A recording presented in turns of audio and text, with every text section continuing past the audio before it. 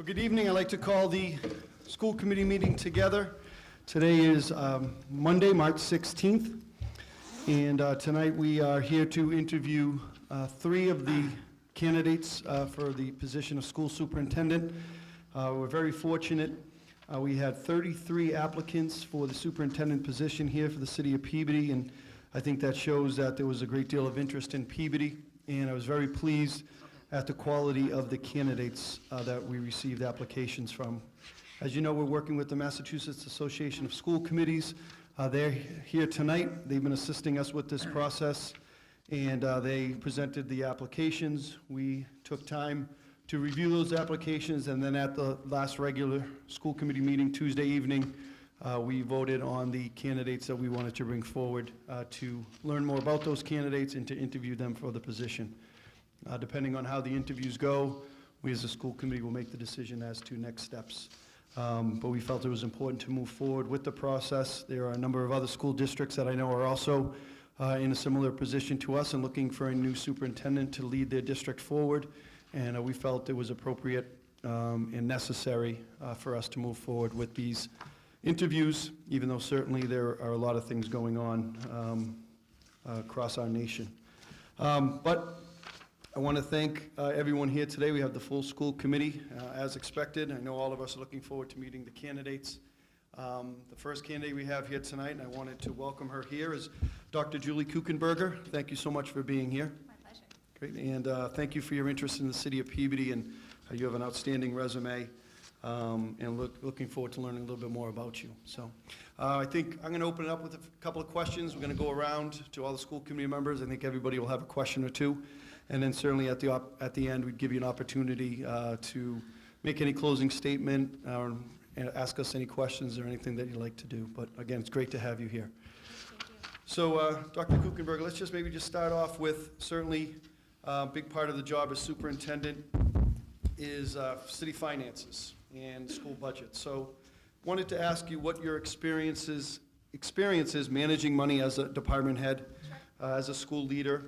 What is your level of understanding of municipal finance, relationships with the city council, and working with the state chapter 70 local funding system? If you could talk a little bit about that experience, please. Sure, and help me make sure I answer all parts of that. Yep, I threw a lot at you. I love talking about the budget, the Yep. whole process.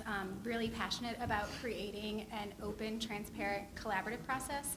In my experience as superintendent, I've worked very closely with the town manager, in my experience in my previous district, and then being in a regional school district now as an interim, I have the pleasure of working with both the town administrator in Wenham and the town manager in Hamilton. And we really started budget conversations very early on, partly because when I walked into the district, we were very quickly given a projection that showed that we were going to be experiencing a $608,000 deficit in the current fiscal year. So of course I had to very quickly understand the why behind that and then begin to develop a strategy for us to manage that in a way that would have the least impact on the classroom and allow us to make sure that we were meeting all of our required specialized service needs.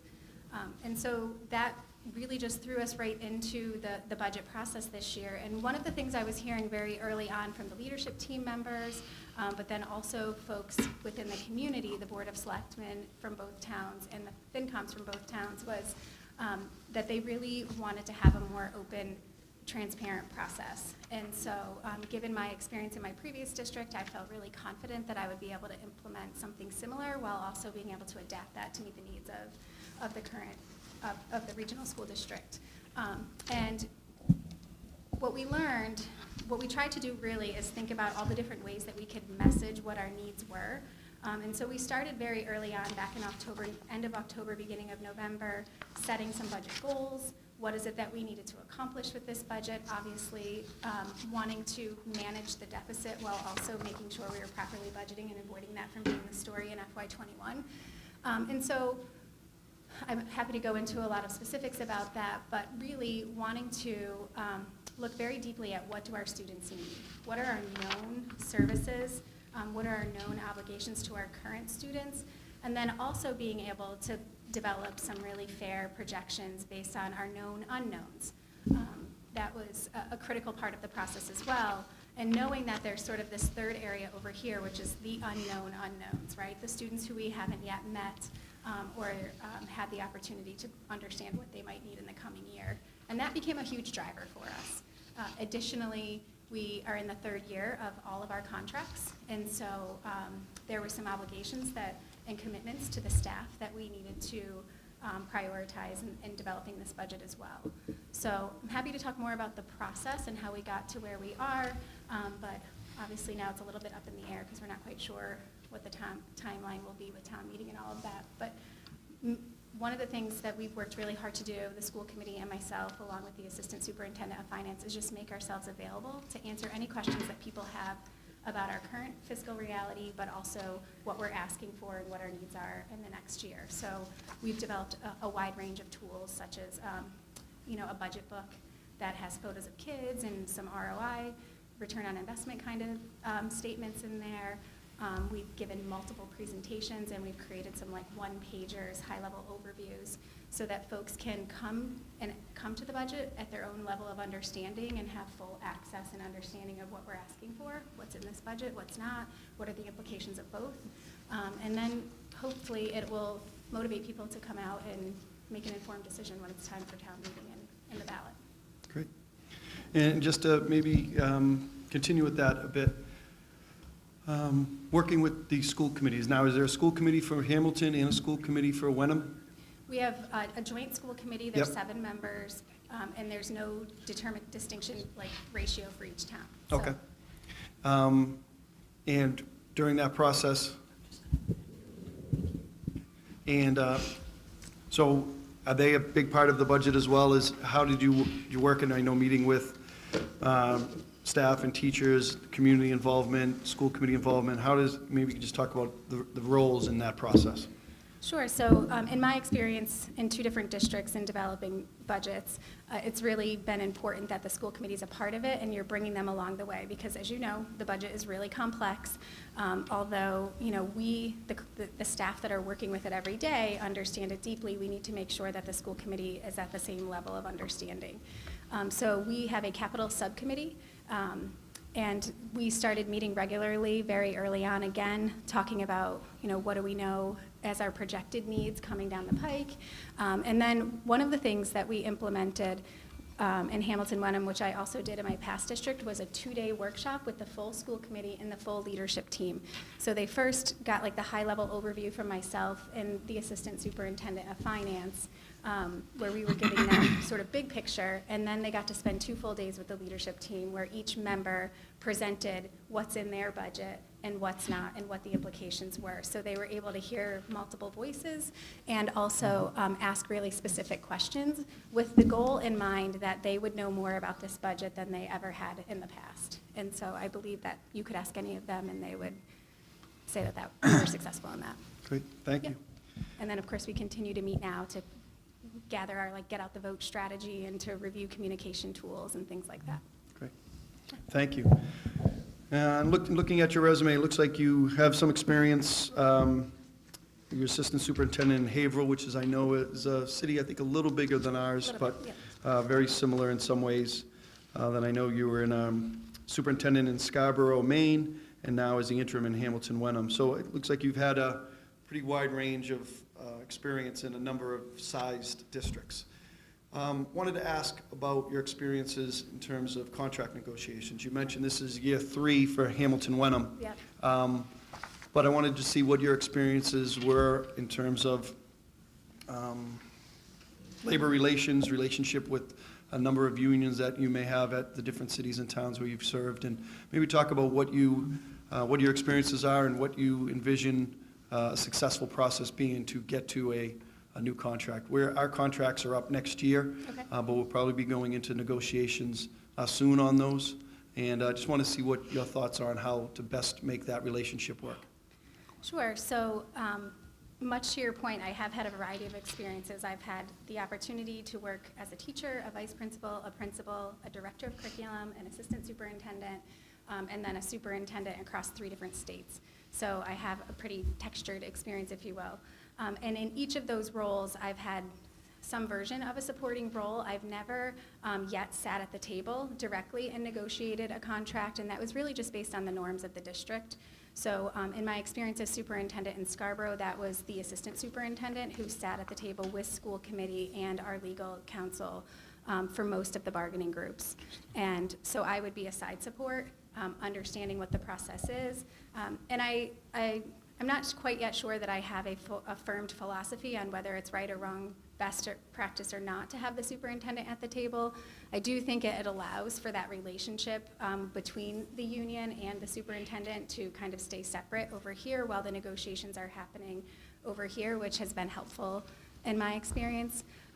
Here in Hamilton-Wenham, in an effort to help the school committee prep for all 3 contracts being up for negotiations, we started meeting regularly back in February. So they're meeting once a month to review each of the contracts.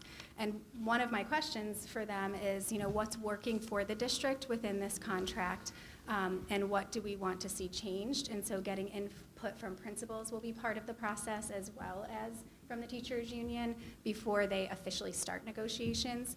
And then also to help them prepare, I've been working with our new human resources administrator to start pulling together some data so that they can understand where are people in terms of career phases, where are our staff in terms of pay scale across the board, what are some of the other neighboring districts offering staff, so how do we make sure that we stay competitive so that we can recruit and retain highly skilled staff to the best of our ability and within the community's means. So that work has all been going on now and will continue right up through, I believe the union president's timeline is to send his letter of negotiations in the fall. So right now I've been trying to just be that support and resource for them, helping them think really strategically about how the language affects our day-to-day work in supporting our kids. Great. Now, right now in Hamilton-Wenham and previously at your other places of employment, the superintendent handle grievances, or what was that process? Have you been a major part of that type of situation? Yeah, in my experience as superintendent, there's always been a sort of level 1, level 2, level 3 grievance process, and I've gone all the way to arbitration with that in terms of my role. And really, for me, the way I think about grievances is that first, making sure everyone's clear that the only thing you can grieve is a contract violation. So sometimes employees might be unhappy, and we want to know about that, and we want to have that conversation, but really reserving the grievance process for something that truly is a violation of the contract. And then when that happens, to me, I don't see it as a negative. I see it as information that we need to have. If there is a point in time when we are violating the contract, the hope is that we can resolve it at the lowest level. But I've also had things go all the way up the scale, if you will, and in that situation really stuck to what was right and best for kids, and the district was successful in the end.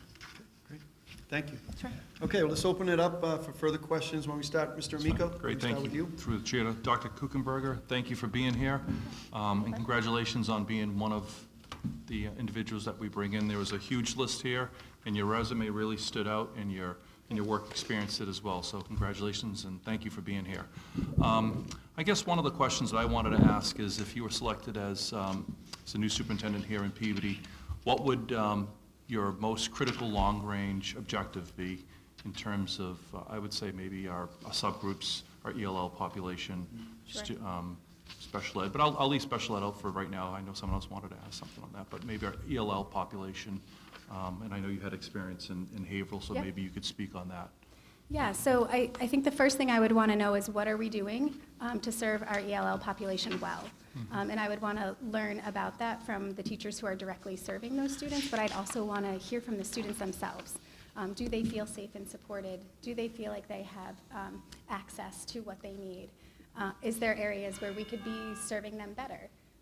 And so that would be an important part. Ultimately, I want to make sure that we're serving all students to the best of our ability. So really looking at, who are we serving well and who could we be serving better? It's a question I ask all the time in my current district, but equity is something that I'm extremely passionate about.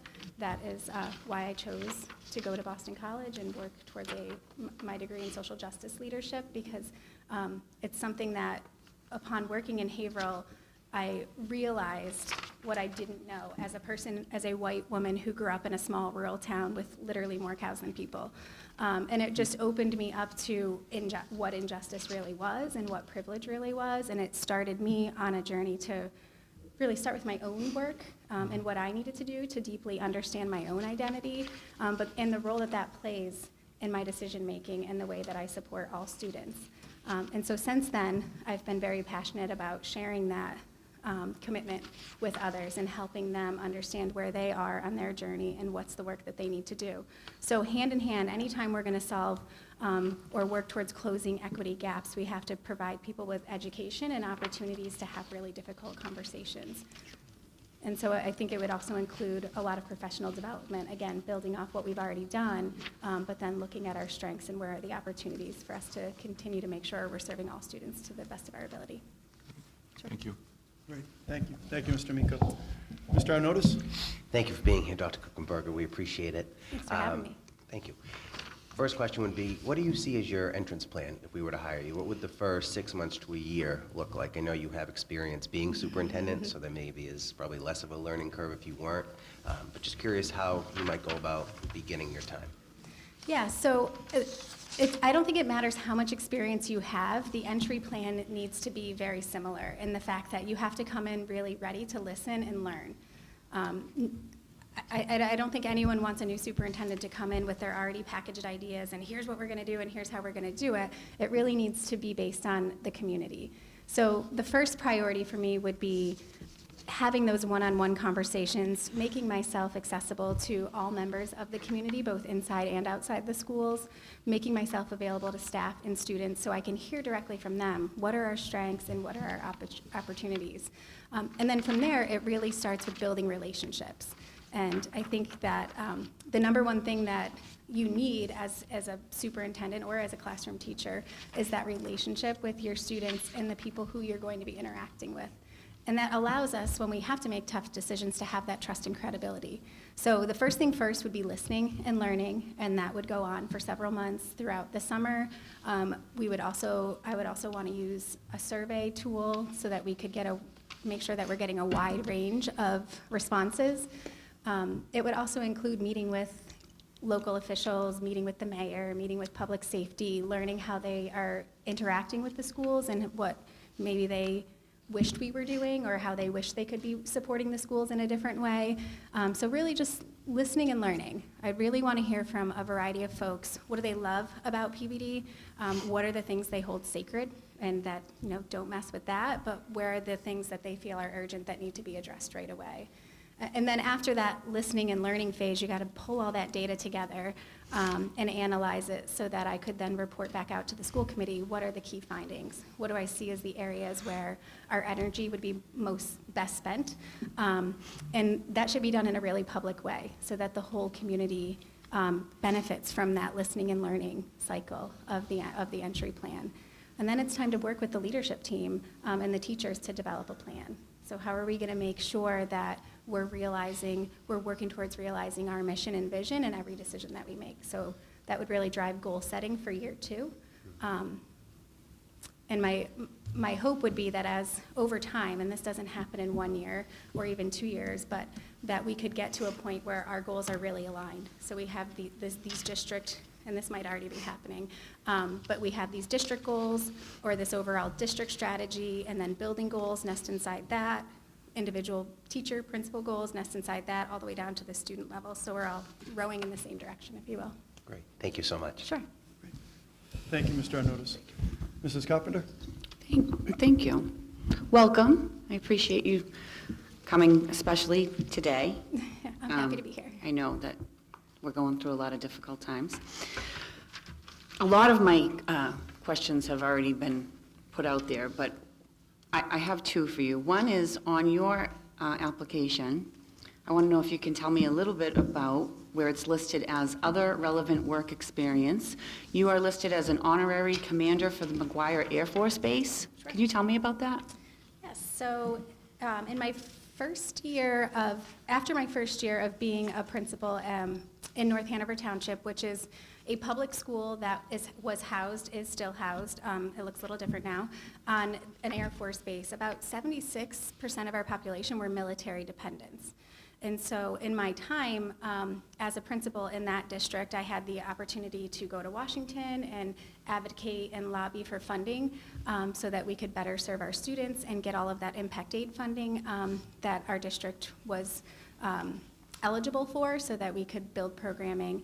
And then I also had a chance to attend a variety of military events and interact with military personnel. And then I was invited to be an honorary commander, which means you get to learn from the inside out more about the military. You get to go on refueling missions. I got to go to the Air Force Ball, which was really fantastic. And it just was, I believe, I was one of the first principals that was asked to do that, according to my superintendent. And so it really just gave me more of an opportunity to build empathy and compassion for our military families and what they experience and some of the ways they risk their lives on a daily basis in serving our country, even when they're not deployed or in a war situation. That's wonderful. Congratulations to you. It was fun. One of my other questions is, our community is, we have a very large district, but our community is very small in regards to how close we are and how many of our leaders attend many of our school events and our public events, and the caring that goes on within this board and all of our leadership team and all of our educators is just, it is so big that you cannot wrap your head around the many things that people are doing today, given the circumstances, and all of the things that we've gone through as a city. What I want to know from you is, what do you know about Peabody? What is it that made you want to apply to Peabody? How do you see yourself fitting into our community? Because you essentially would be a figurehead that so many people will look up to, and the students will, be speaking to you. And, how do you see yourself in our city? Yeah. So I think as superintendent, you get to be one of the role models for the community, and really enmeshing yourself into the daily happenings of the community is something I'm passionate about. When I started in Scarborough, thank you, it was very important to me for my first superintendency that I also lived in the community, and so my family made that choice. We actually sold and bought a home. I rented a home for a little while until we were able to make that move, because I wanted to be involved in everything, and I wanted to really understand not only the school community, but working closely with public safety and volunteering for different things. They do like an annual community Thanksgiving that started in my second year there, and so being a part of that and making sure I was there on Thanksgiving Day was really important to me. And in Hamilton Wyndham, much the same way. I try to be present not only at school events, but going to Public Safety Day was something that I did again in this community. The challenge I've had is that we've had so many big projects sort of on our plates in Hamilton Wyndham that I haven't been able, from my perspective, to be as visible as I would like to be. But I think it's really important that people see you at many things, and I get to see our kids and our staff in other settings outside of just the traditional classroom setting. And so what attracts me to Peabody and what interests me to Peabody is, one, knowing that I have a lot to learn, but also just looking at the way you have grown and the way you've really cared for Peabody over the last several years in terms of some of the gentrification and some of the beautification that's happened and I think is still planned to happen. And so that tells me that there's a lot of love here and that people are really committed to the community, which is really important. Also knowing that you've gone through a lot of tragedy in recent months, and thinking about, am I someone who can come in and help continue that healing process? And I believe that I am. Those are very important. Thank you for your answers. Great. Thank you, Mrs. Carpenter. Mr. Hawkins? Thank you, Mr. Mayor. Thank you, Dr. Kukenberger, for being here tonight. I appreciate, or actually I'm interested in some of your answers about equity and closing equity gaps and things like that, and maybe we'll have an opportunity to have some follow-up questions with you. But what I wanted to talk to you about is by reading through your resume, you're a talented and accomplished individual, and I think many people that have experienced accomplishments have also had some setbacks along their professional careers. And I'm going to take you back a couple of years to Scarborough. And I want to understand it a little bit better because there's really, there's some writings on it as to things that occurred in your experience up there.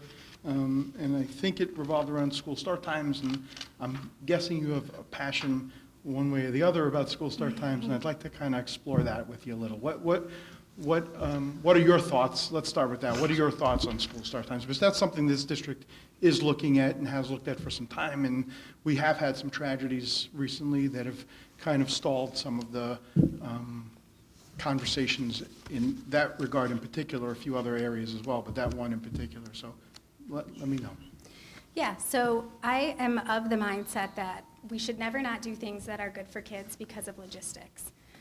And when I came to Scarborough, it was very clear that start times was a passion of the school committee, and it's something they had been studying. I was well-versed on the literature about why we should be adjusting start times and the negative impacts that our current school schedules are having on our students' mental health, physical health, and general well-being.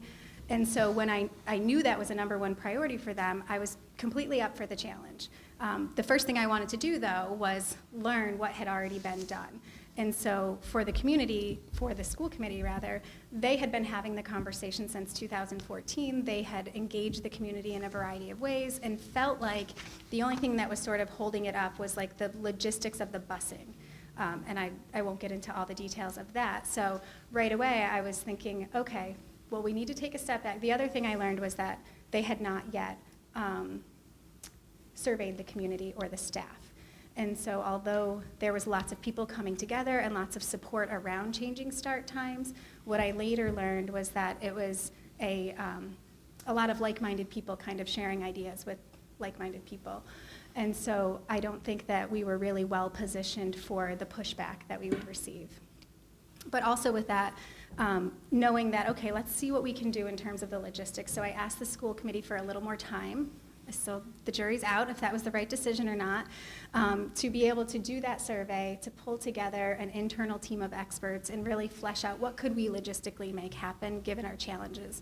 Scarborough is a beautiful place. It has a gorgeous salt marsh right in the middle. It's 55 square miles. Takes what it takes to get from one side to the other. So that was one of our many challenges. And so we set some parameters, like what were some of the areas that we were willing to be flexible and what were some of our non-negotiables. And so some of the non-negotiables were we didn't want any student to be on a bus for over an hour. We didn't want our youngest students to be at a bus stop before 7 a.m. Were some of the things that we were thinking about. And knowing that the goal was over here, some members of the school committee would have liked high school to start at 9:30, but how close could we get to that goal while keeping some of those other things in mind? So we were really thinking about the whole community. When we got the survey data back in January, February time frame, I said to the school committee, we're not ready. It was very clear that the teachers were not ready, that they hadn't been engaged enough to really even understanding the why behind it. Even when we would share articles, empirical studies, there was still a lot of sense like, yeah, but that study wasn't done here, it's not going to work for our kids. There were even some kids who were saying, I'm fine, I don't need my start times changed, even though they were drinking lots of coffee and energy drinks all throughout the day. Families were even bringing them in and dropping them off for kids at some points. But what I learned from all of that, so then the school committee made a decision in April of 2017, so I started July 2016, to adjust the start times. And I asked again for more time so that the staff and the families could prepare. Not sure if that was the right decision or not, but the union president told me in November that people don't think the start times are changing, even though the decision was made in April. So I chose to start putting information out little by little with the full implementation plan scheduled to be launched in February. And right at the same time we were getting ready to launch the full implementation plan, we also had a very public, challenging personnel issue while we were transitioning to proficiency-based grading and report cards. So all of that together was just like the perfect storm, if you will. One thing I will say about all of that is this might sound odd, but I'm grateful in some ways that that happened so early in my career, because the political acumen, the interpersonal skills, the communication skills, you name it, that I learned from navigating all of that, I think probably has prepared me really well for COVID-19, but also just how to really make sure that you truly have heard the whole community before you push forward. Even though it might seem crystal clear that this is good for kids, you still have to have that tact and strategy in place first. Yeah, thank you. Mr. Mayor, if I can just have Yeah, a please. brief follow-up. So, yeah, that was gonna be my follow-up question, is what lessons did you learn as an administrator, because that's your position, and politically, because that's your position? Yeah. So if you can just give, how would you do it differently today, I Sure. guess, is what I would ask. I think one of the lessons that has really stuck with me, of many, and there are many, is that you always have a comment. And so, particularly with personnel issues, the party line is no comment, no comment.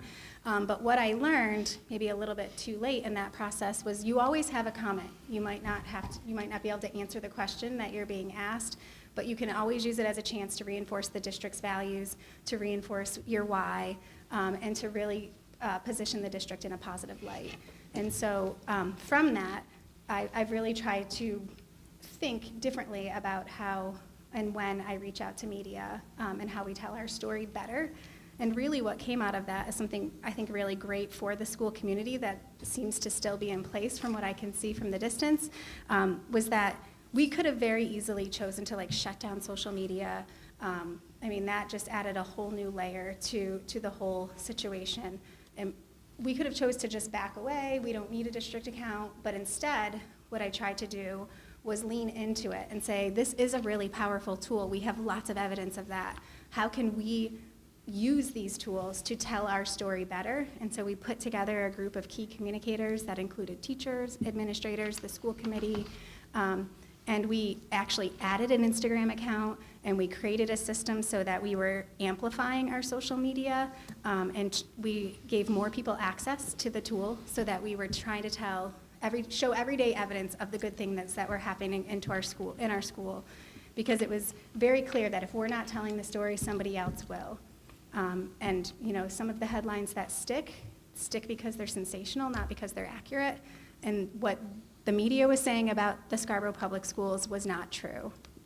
And so we decided to take it into our own hands, change the story. Thank you for your candor and your comprehensive answer. Sure. Thank you. Absolutely. Thank you. Thank you, Mr. Hockman. Mr. Olympio? Thank you, Dr. Kukenberger. Question regarding special education. In the past, as an administrator, what steps have you taken to improve programming for special education students? And if so, any positive results or any maybe setbacks you might have had trying to implement the particular program? Sure. So as a superintendent, I think of all of our kids as all of our kids. And so it's not, in my mind, about what are we going to do for special education. It's how are we supporting all of our learners at the least restrictive level. And so having that mindset has really allowed me to be bold in making some decisions for students who need specialized programs, but also to reframe the narrative and the way we think about what a student needs and what special education is. So often I will say that special education is a service, not a place. I've been in districts where students are just sent out of district once their behavior reaches a certain threshold or their programming becomes so demanding. And I've been really passionate about rebuilding those programs in district. And I would go so bold as to say that I would like to be the superintendent who can have a leadership team and a staff that says, rarely if never should a student ever have to receive their education somewhere outside of their home district. And so I think if we have that mindset and we can all get on the same page around it, there's no reason why we can't meet most of our students' needs right in district. And so currently in Hamilton Wyndham, one of our budget challenges is that we have a disproportionate number of students who are receiving their educational program outside of our schools. And so this budget cycle, we've added a BCBA, a board-certified behavior analysis, so we can better manage maladaptive behaviors or unexpected behaviors right in our schools. Right now, we're contracting that service out by hiring our own person, we'll double the service hours and we'll save about $17,000. And that person will be available to help support teachers in managing some of the ways we're seeing student behavior change. So that's one example. Another thing that I'm noticing in my current setting is that we have a significant number of students who have language-based disabilities, and the district has done an awesome job of rebuilding the elementary program and now middle and high school program. We're adding another teacher so that we can diversify the type of support that we currently offer. So it's a lot of co-teaching or pull-out supports for those language-based programs, and we're looking to have another more specialized option for students who need that content-specific support. So again, I think my experience as a teacher all the way up through allows me to see the pressure points at each level and really understand like what supports or what tools are we going to need in order to best serve all our kids. Great. Just Yeah. one quick, how about if there's a particular situation where a lot of times there'll be a disagreement with parents and a special education director over services and things like that? Let's just say that you agree with the parent. How would you handle that interaction with the special education director? If in your heart you believe, you agree with the parent. How, have you had situations like that, and how would you handle that? So I don't mean to sound like a cliche, but I literally have one question that I balance every single decision I make on, which is it what's right and best for kids? And so in that situation, I'm asking that question, and then that gives me, the tool that I need to advocate for the student. And so that means that I have to have a lot of difficult conversations. I always say, no one becomes a superintendent to collect friends, Right. right? And it's very true. I mean, on any given day, I have to be ready to have those difficult conversations.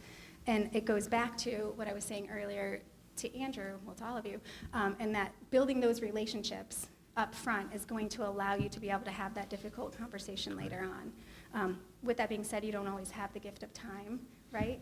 And so making really clear from day one to the staff, like, this is my purpose, right? This is bigger than me. I believe it really deeply. That's why I continue to do this job, despite the challenges that it brings every day, is because I have seen in my experience the power that public education can have for kids. We literally can change lives when we give kids what they need. Great, thank you. Appreciate your answers. Thank you, Mr. Olympio. Mrs. Dunn? Thank you, Mr. Chairman. Welcome, Dr. Kukenberger. Thank you for coming. I have a question about social emotional needs of students, because that is being recognized as such a critical need for all of the children, no matter what level. Could you give us any examples that you may have as work that you did as an administrator, or any programs that you implemented for the social and emotional well-being of your students? Yeah. So I think that's a term, we do this in education all the time, right? That's a term that we're using a lot to say a lot of things. For me, it comes back to how are we supporting and educating the whole child? And so one thing that I'm thinking about, one example, is a partnership that I had with the Chief of Police in Scarborough. We worked really closely together to do a variety of things, but we created a K-12 comprehensive prevention planning committee, only because we couldn't think of a longer name. But the intent really was to look at, how are our students managing the stress level, the anxiety level, the pressure. There was a lot of pressure on those kids to be high-performing athletes, high-performing academics, to get into said schools.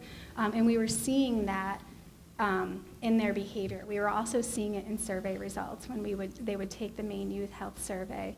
And it was something that didn't set well with either of us. Scarborough also is a community that hosts Operation Hope. And so that we really started learning together about substance use and what does substance use prevention really look like? What does effective substance use prevention really look like? And we know that the undeveloped brain, the adolescent brain, kind of tricks kids into making riskier choices than we would want them to make, right? Or that they would make with a fully formed frontal lobe. So together we started supporting each other and educating each other around what is that, how early is early enough? When's the right time? Like, is it DARE in 5th grade? Is that really helping? Because we've been doing that for decades. We tried the just say no era. We know that didn't work, right? So what does real prevention look like? And so we started talking with our kids and finding out from them and basically saying, like, look, we don't want to look like the dumb adults. So is there, are we saying the right things? Are we giving you the right tools? And very quickly we came to this idea that there's no one thing that we're going to do. It has to be from day one, as soon as we get them in preschool or kindergarten, talking to them about how to self-regulate and what it means to be aware of your surroundings and have empathy and compassion and practice things like mindfulness to manage your stress so that when they get older, they're not relying on substances or unhealthy behaviors to manage that stress. And we've given them a toolkit along the way. So I could talk about this more, but one of the things I'll just share is we started a community-wide health and wellness fair, and we wanted to tie it into the start time work that we were doing because we think it's all interconnected.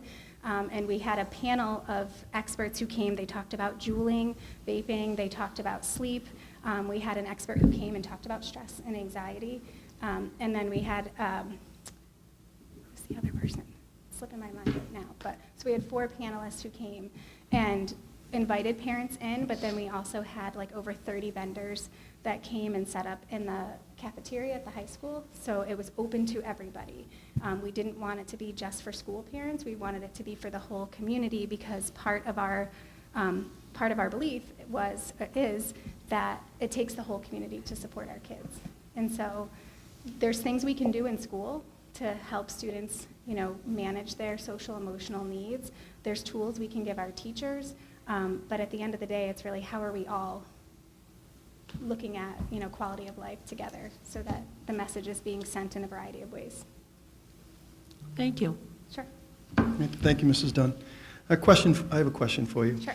Can you tell us about a leader whom you have worked with and whom you admired as a leader? What made this person a great leader, and what could you tell your staff about that person to help them become effective leaders?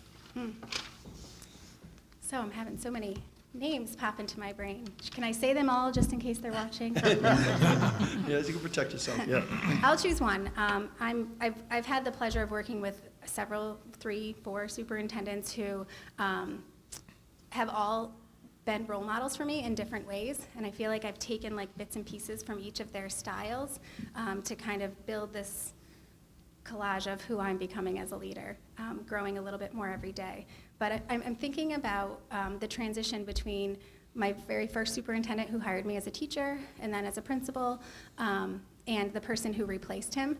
And both of them together really are still an influence in my life. In fact, Helen, is superintendent in New Jersey. So one of the first people I called as things were really ramping up with COVID-19 was her to say, what's going on in New Jersey? How are you guys managing this? What direction have you gotten from the state? And we shared resources and ideas.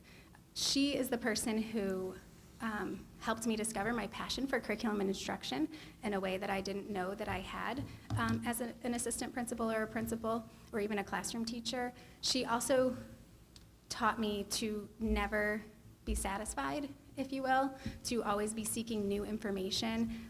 And I started reading all kinds of literature around education, but not only in the field, outside of the field, really because of her leadership. And it was her modeling and saying like, oh, have you seen this? Have you read this? And it made me realize that getting a degree is important, but my true commitment as an educator is to be a lifelong learner. And so I need to make sure that I'm living and breathing that every day, so I'm modeling that for my staff.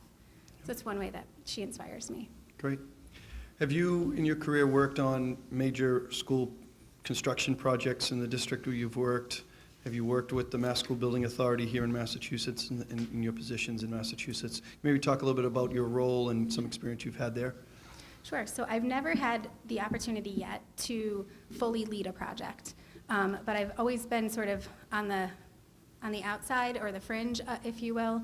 When I was a principal in New Jersey, we were building a brand new upper elementary school. So I got to learn a bit about the process, again, not directly at the table in every meeting, but learned how some of the decisions are made, the timelines, how you secure the funding, all of that. And then when I was in Haverhill, we were also working on the new Hunking School. And so I didn't get to be at the table all the time, but I did get to sit in on some meetings and really see all the different layers of the decisions that need to be made and the coordination of all the key stakeholders that need to be involved in that. And then here in Hamilton Wenham, they have some aging facilities. All 3 of their elementary schools were built in the 50s and need serious repairs and updates.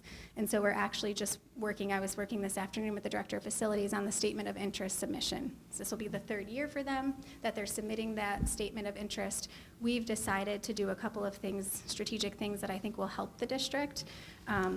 We've added the 3rd elementary school so that we're submitting for all 3, obviously identifying our priority school.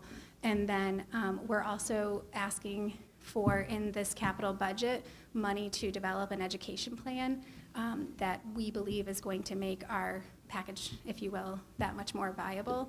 And that was based on feedback that we received through conversations with MSBA after we found out that our schools were considered, our priority school was considered, but just didn't make the cut. So we were like, okay, what can we do to really make sure that we avoid some of the things that have happened in the state this year where people got far along that process but then didn't have the community support. And so we want to start engaging the community early on, hopefully as soon as this budget passes, so they can be a part of that. And then similarly in Scarborough, they also have some aging elementary schools, and when I arrived there, the story in town was that enrollment's declining. When I looked at the demographic study and I started comparing it month to month to our current enrollment numbers, it was true that our overall enrollment was lower, but what I was seeing is that there was a surge in our K-1-2 population, and in fact, before I arrived, they were considering closing one of the 3 elementary schools, and very quickly I was like, there's no way we can do that. In fact, we're not going to have enough space. So we engaged the architects in updating the plans. We had lots of community forums, and then just looking with the town manager at all of the capital needs in the community. There was already a public safety building before us, if you will. There was a library expansion that was before the schools. So trying to say, okay, well, we can't do this all at once. What can the community really handle, and how do we prioritize? With that being said, also knowing how long it takes for a building project to happen, right, from start to finish. We did end up having to add modular classrooms to one of the elementary schools because we simply just didn't have the space. So updating that study, making sure people had good data to make decisions, and then having a short-term plan, but also a long-range vision so that we could, get the community behind us and supporting what we needed. Great. Yeah, we, hearing your experiences, we have a number of things we're hoping to accomplish and have some high hopes, and we're hoping to be very close with the MSBA in the year ahead, so we'll see how that goes. Have you submitted statements, or are you planning on it for Yeah, this cycle? we've submitted a number of statements, both in the accelerated repair program and the core program, the high school being one of them, and a couple of our elementary schools are in need. We have 8 elementary schools, and a couple of them are in need of some work, so. From the we're hopeful. outside, it seems that way. I haven't been in them yet, but. Yep. Well, this has been great. Really enjoyed this conversation, meeting you.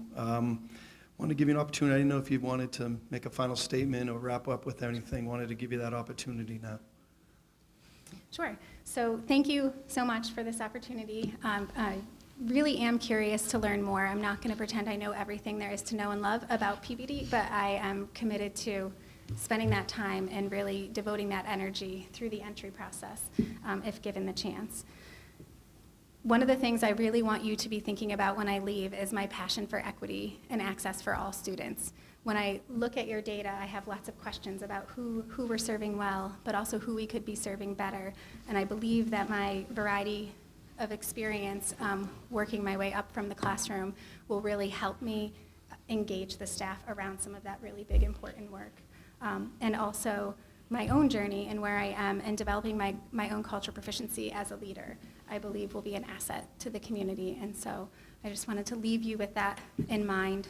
Seems like that will be some of the big important work that's happening here over the next few years. Well, Dr. Kukenberger, thank you so much. Really enjoyed meeting you and learning more. Thank you so much. Good job. Thank you. Do I have time to ask you questions? Oh, please. Or do we not have time? No, please, fire away. Okay. I should have given you that opportunity. No, That's we, okay. please do. So, one of my questions was, how are you thinking about equity and inclusion, and how are you currently addressing that? I don't know if you have time to talk a little bit about that? Who would like to take that one? I could Mr. start. Hartman? Yeah. Yeah, so. That's a good question. We do some of that well, and we don't do some of that well. Some of it we do well is we do have a co-teaching model with our special education students in some programs, and I think that's a very important piece, and there's an inclusion model, and we want to have as many students have as quote-unquote normal of an experience as possible. Some of the things we don't do well is we've been talking about, we have one school in particular at the elementary level that has a tremendously high level of free and reduced lunch and probably below poverty level, much higher concentration than the 7 other elementary schools. So we've been talking about redistricting, and it's something we need to take on, and I think we're committed to taking on. And that was one of the things that when I asked you some questions earlier, that redistricting is one of the things that certainly got sidetracked with some of the tragedy we experienced. So we needed to take some time to heal. We're still healing, and I think it's something that we're in the relatively near future, although we're now with another unprecedented aspect of public education, push redistricting down the line a little bit. But that's one area where we haven't done so well, at least in my opinion, over recent years. And have you had the opportunity yet to really engage the community in the redistricting conversation, or like where in that process would you say you are? Yep, I can speak to that. So we did take some steps a few years ago we had actually a terrific committee come together, had a number of meetings, engaged with the community. We had teachers, administrators, parents that were involved in the group. I made the decision to put that on hold just because at the time we were building our new middle school, this building here, and I was a little nervous about redistricting while so much was going on. So we kind of put that on hold. We spoke within the last couple of school committee meetings about bringing that committee back and starting that process again. So I think there would be a component of reaching out to the public, getting some input. I think it's necessary, and I've been one that has been very wary of redistricting in the past. Just because when I was in school, we went through a redistricting, and I know it could be, it could be problematic for some, and it's a big change for people. So, but we as a district have come to that point where we need to do that. So, I think over the next month, or depending on what happens here, probably in the next month or two, we're going to take that on. Okay, Yep. great. Yep. Mrs. Dunn, did you want to add to that? One other way we're trying to look at equity is with the building projects that we're recommending, so that the students have an equity as regards the facilities that they're learning in, trying to make sure that the buildings are brought up to 21st century standards, and to make sure that that goes across the entire district, so that this school is the newest school. All 8 elementary schools feed into here, and then the students here go to the high school, and trying to be able to maintain the momentum that this building creates for learning at the next stop at the high school is one piece of an equitable education for all the students in the city. Yeah, as you were mentioning redistricting, I was like, oh, a new building will help with that. Right. Right? Yep. Give people something to look forward to when they're feeling like they're losing something. Yep. Yeah. Yep, absolutely. So what are the strengths? What is it that you're proud of about your community and you would want to make sure are highlighted or maintained throughout a transition? Well, I think we could all probably speak to that, and I think certainly what I'm very proud of, and I knew it always was here, but even more so over the last few months, we have experienced a great deal of tragedy that really rocked our city deeply.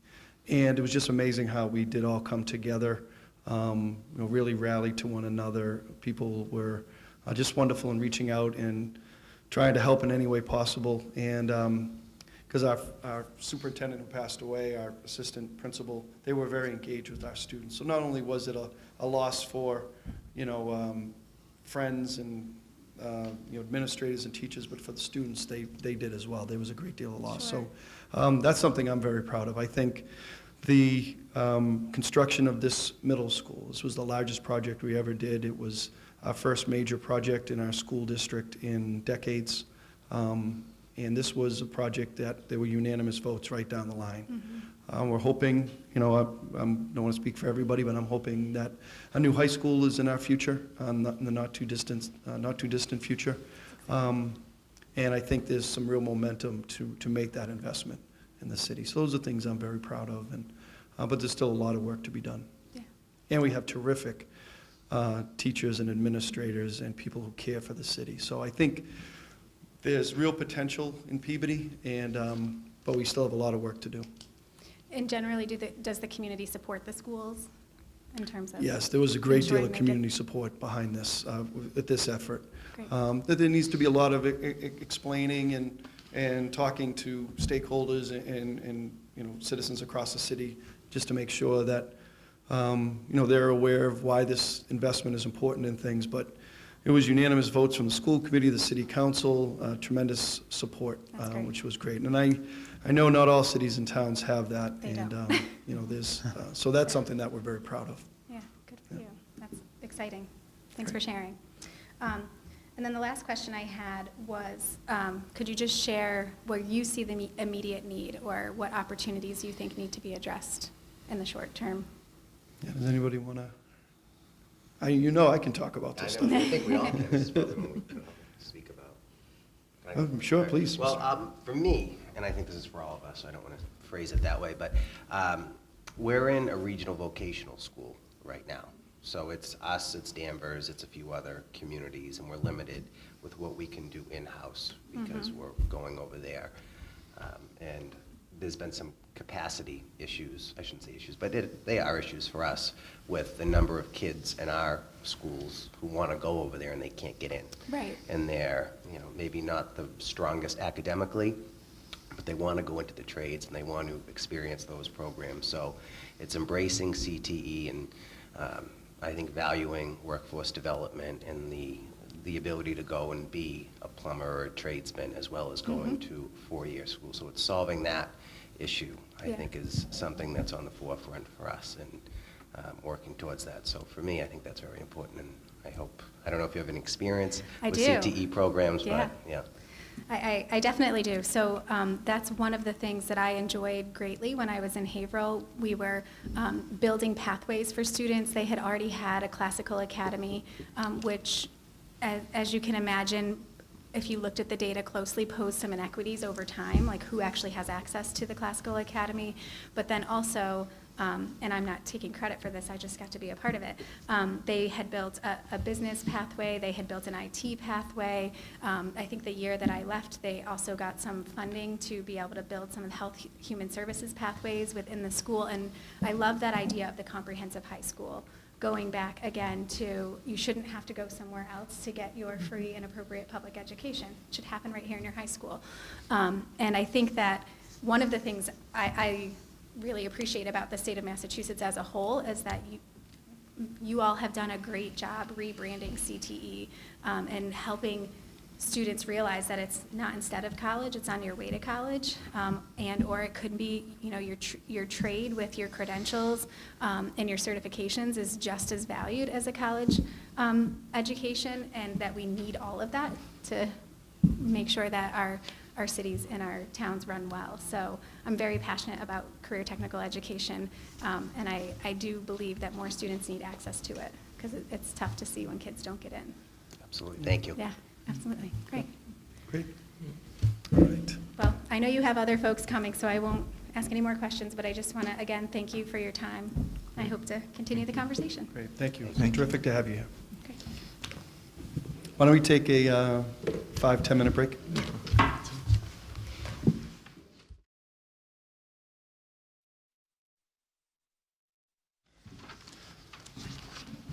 Well, we'd like to start back up with interview number 2. We have candidate another very strong candidate that I wanted to welcome you, Melissa Eakins-Ryan, to the city of Peabody. This is our brand new, or a couple years old now, middle school, and it's great to have you here. As I mentioned to you walking in, you have a terrific resume, and we as a committee, we had a large group of applicants, but we as a committee wanted to learn more about you and have this interview and ask you a number of questions. So looking forward to doing that. I did want to say that we are being broadcast live on Peabody Access Telecommunications, PAT, and I think we'll just jump right into things. As I mentioned to you, we're going to ask a number of questions, and at the end, if you wanted to make a final summary statement, we want to give you that opportunity, or if you had questions for us, we wanted to give you that time, okay? Sure. So again, welcome. Nice to have you here. I wanted to ask, and I'm Mayor Ted Betancourt, Chair of the School Committee, and I wanted to ask, first question is, you can talk about your experience managing money as a department head, as a school leader. What is your level of understanding of municipal finance, relations with the city, and working on a Chapter 70 state budget? If you can maybe just talk about your experiences there, please. Sure, thank you for having me. So, my experience with the budget, I actually come from a pretty unique community with regards to funding. So, currently I'm in Bourne, and we are one of the two towns in the state of Massachusetts that receive military mitigation funds. So, in addition to managing our budget, we receive some additional funding from the government, so there's some additional checks and balances that are in place in order to help us manage our budget. So, from a district perspective, we spend a lot of time in a budget process that we like to refer to as kind of a 365 process, right? It's this process that takes us throughout our entire school year, where we're building our budget, we're reviewing our spending, we're taking a look at what our priorities are and our needs are, and then we're going through and taking a look at the end of the year, kind of how our budget plays out. So in doing that, we spend a lot of time taking a look at what our goals are for our district, what our priorities are for our district, and we've gone through a process where we call it, RASP, for this reacclaim process, where we sit with our district leaders and we kind of go through our budget to take a look at what we're spending, and are there opportunities in our budget where we have some funds that we can kind of reclaim or reallocate to things that are important in our district. And taking a look at the goals of the district, the money that we have, and are they supporting our district improvement plan or our strategic plan, and if they're not, then taking a look at that, why those are. So, I think for me, we have this idea. I kind of call it all the P's, right? The budget kind of covers all the P's: the people, the priorities, the programs, and how that comes to life in your district. So we spend a lot of time in the district, kind of in this 365 process, talking about our goals and aligning our budget. But then there's also this whole other town or city side where we have to work with our town to understand our budget and our funding needs. We have some additional funding that comes in, through entitlement grants, through the military mitigation fund. All of those end up being offsets in our budget, so it's kind of a little bit unique. I think over the last 10 years, I've been a part of a budget process in which we've been able to successfully present a budget to the school committee and to the town that has passed. And we've been able to kind of manage that budget year to year. Some years we've been able to, get a little bit more money. Some years we've been able to kind of manage from within, but always kind of supporting our goals and our processes. So we work closely with, our town. We work closely with our finance committee, with our people in central office, in order to kind of go through our budget and check it. We also work really closely with our principals and our families in our community to kind of, so that they understand our budget and what our priorities are and how our funding is going. So I think it's a really, for me, that budget process is this really fluid process that takes us, kind of every day, because it supports what we do and how we do it. Great, thank you. I also wanted to ask about labor relations. Wanted to ask what your experience is with collective bargaining and your experience at the negotiation table, handling grievances, or other elements of bargaining that we work towards to create fair contracts. Sure. One of the things that I didn't put on this sheet, I kind of tried to highlight some things in case I didn't get to speak with them tonight, but one of the things that I didn't put on the sheet was my work with collective bargaining. So at this point, I've probably, I want to say I've bargained maybe 3 teacher contracts, 2 paraprofessional contracts, administrative assistant contracts. So I have quite a bit of bargaining, and I've done it both ways. I've done interest-based bargaining, and I've done some collective bargaining with our members. So that part seems to be kind of the easiest part of those relationships, right? I mean, not that bargaining contracts are, not a heavy lift, because it surely is, but I've maintained really successful relationships with our union, and really part of that really is kind of listening and understanding, and trying to kind of work together to find some common ground and some common solutions. This past contract that we negotiated for our teachers, we were negotiating under a time when we just were about to open a brand new school. And as a result of that, we were redistricting. So we went from neighborhood elementary schools to grade span schools. And in doing that, we essentially moved almost half of our teacher assignments from various buildings to various grade levels, and then we had to negotiate this contract.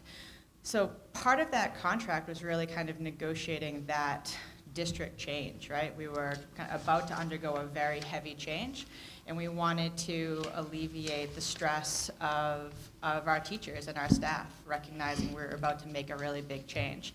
And some of that contract was able to do that. We were able to kind of come to an agreement on some things that would happen as a result of that transition and that change. And then we were able to kind of work out things in that contract about start and end times and professional development and how we were able to assign teachers to different grades.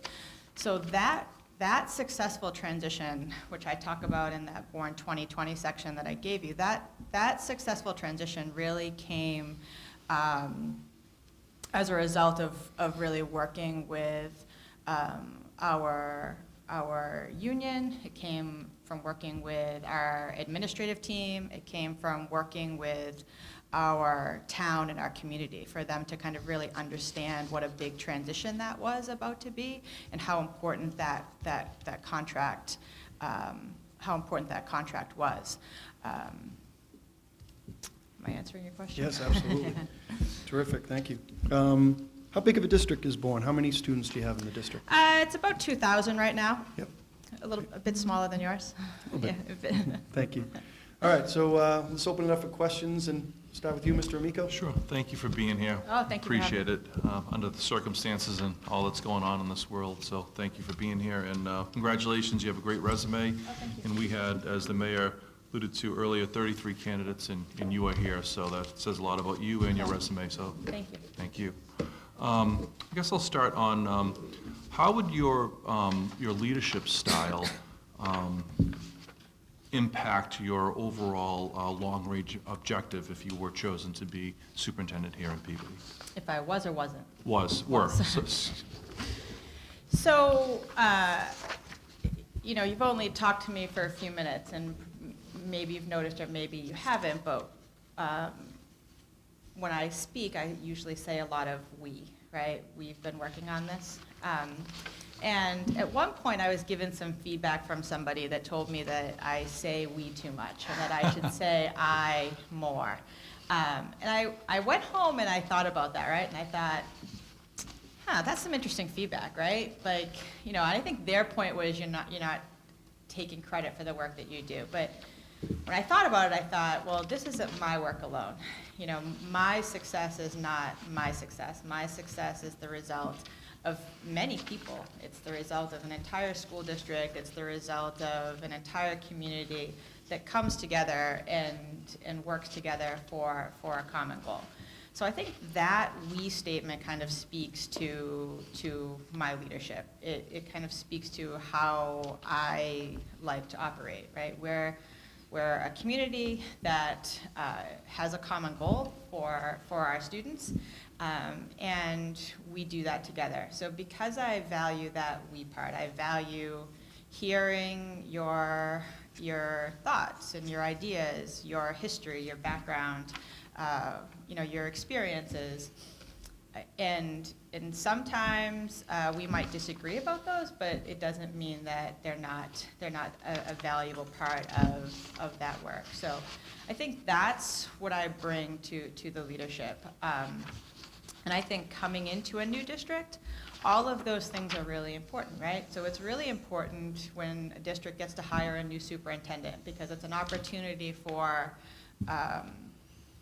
something new, right? It's an opportunity for a new perspective, a new idea, and new view.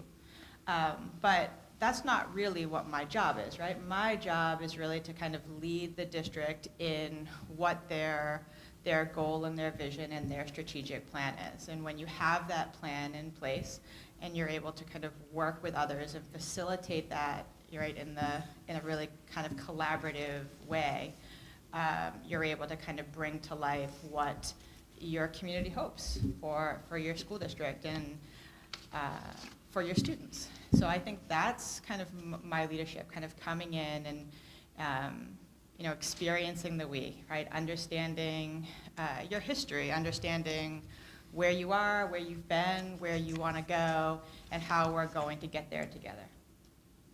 Great, thank you. Thank you. Thank you, Mr. Miko. Mr. Arnottis? Thank you, Ms. Eakins-Ryan, for You being just call me here. Ryan, Mrs. Ryan, Melissa, really. Easy enough, thank you. You actually kind of answered my original question through Mr. Miko's question there. So I want to talk to you a little bit about career technical education programs, if you have any experience with that. We're part of a regional vocational school here, so there's been a little,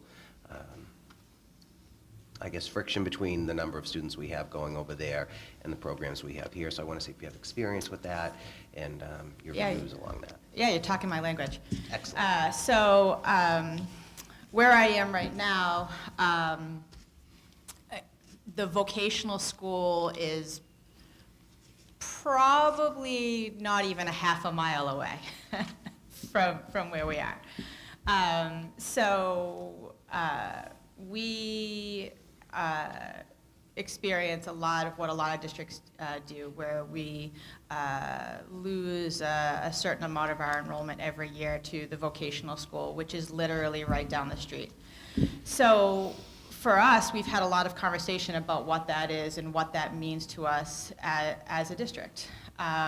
So, first I feel like our students, they don't experience a loss, right? The vocational school is, I'm not joking, a half a mile away. They can walk down the street and see their friends that go to our high school.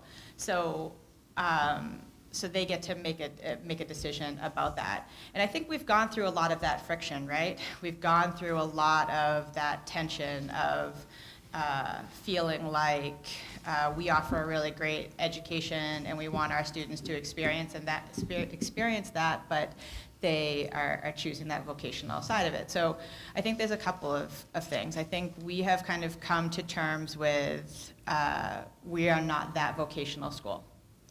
And they are going to do something that we're not doing right now. And what we can focus on is maybe not the kind of the tension between that, but our own programming and what we're offering our students at our high school for programming. And building our capacity in the things that we want to do well and that we want our students to experience. And sometimes it might be the same thing and sometimes it might be different.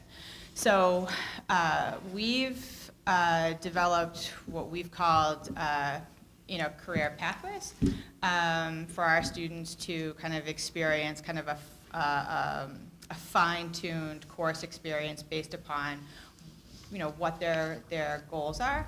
But we've also done things to build up our programming. We created our innovation studio. We've done some presentations on it across the state, which is really, for all intents and purposes, like a state-of-the-art makerspace. But that has helped build our teacher capacity with project-based learning and with hands-on learning for our district. We spent a lot of time building up our AP courses, and we have worked really closely with Mass Insight for Education in order to support our teacher professional development and our AP courses. We were named to the AP honor roll this past year, and we had 2 of our teachers who are recognized as Teachers of the Year through that program. We're building up our computer programming and our coding program and really taking a look at what are the things that we want to offer our own students. And even from that part of it, right, we're building up we've worked to develop a CNA certification program. So we're starting to build up those vocational programs, but also taking a look at our programs at a much younger age, right? It's almost kind of too late by the time they're in 7th and 8th grade, right? So, what does our kindergarten program look like? What do our elementary school programs look like? And what is that vertical movement through the district in order to keep our students here and experiencing a really great education, pre-K through, post-graduation. So I think we have really kind of struggled with that piece too. And I think we've really come to a point, and I think now being older and wiser, we've really come to a point where we're trying to find a partnership with our vocational counterpart. We exist in this community together, and are there ways that we can support our students in a community so that we can kind of exist in a more cohesive way, more peaceful way. Thank you, Yeah. appreciate it. Thank you. Thank you, Mr. Arnottis. Mrs. Carpenter? Thank you. Thank you for coming, Melissa. I appreciate your time, especially given the circumstances that we're all surrounded with right now. So I do appreciate that. Couple of things I'd like to know. You can maybe put them all into one or separate them. What do you know about Peabody? What do you know about our district? Do you know where we're coming from, what we've been through? And in that regard, how would you work with the school committee, city leaders? What would your entrance plan be, kind of all into one? Sure. First, I suppose this is the appropriate time. I was going to maybe start with it and then end with it. You jumped right into questions. So I do know that this search is, probably not something that you wanted or you had planned. And it's coming after a really difficult year for your district. So for that, I offer you my condolences. My heart goes out to you.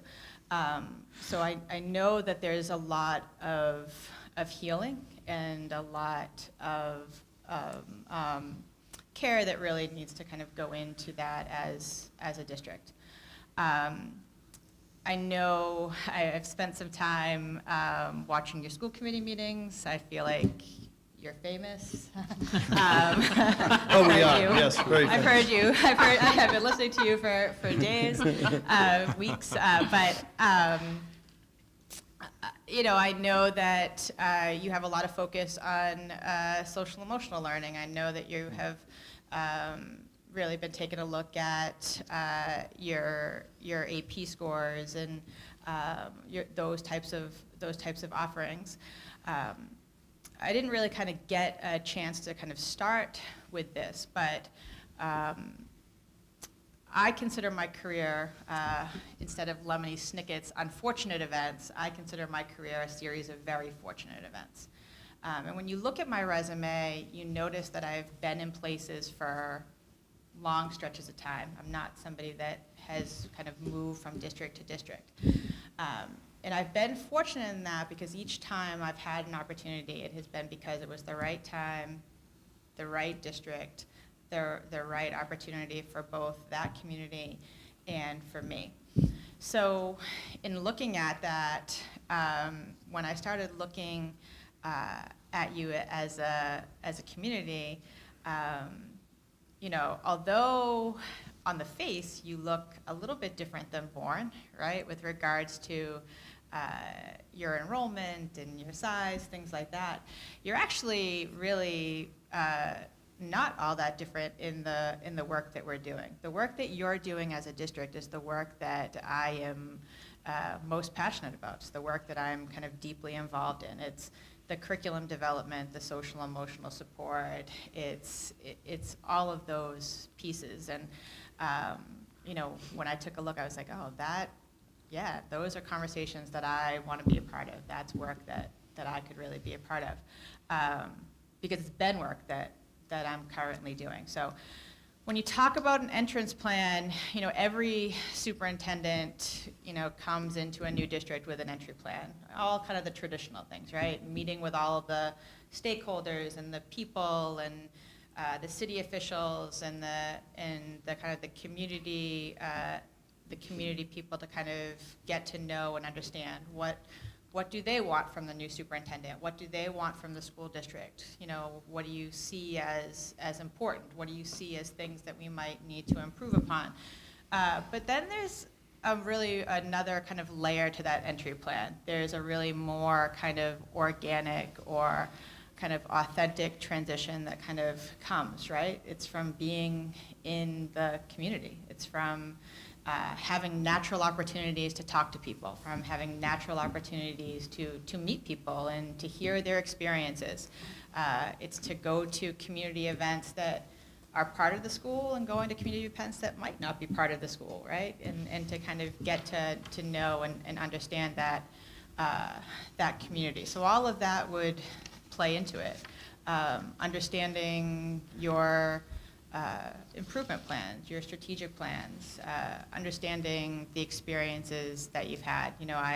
I've been watching you on school committee for, whatever, hours, but you've been living this experience for a lot longer, and there's a lot of history and value that you want to honor there, and kind of understanding that from a more authentic place. Did I answer your question? You did. Thank you very much. Great. Thank you. Thank you, Mrs. Carpenter. The famous Mr. Hockman? Yeah. If you like the movie. Thank you for being here tonight. Thank you. So you learn a lot about people who you expect to be your leaders when it hits the fan.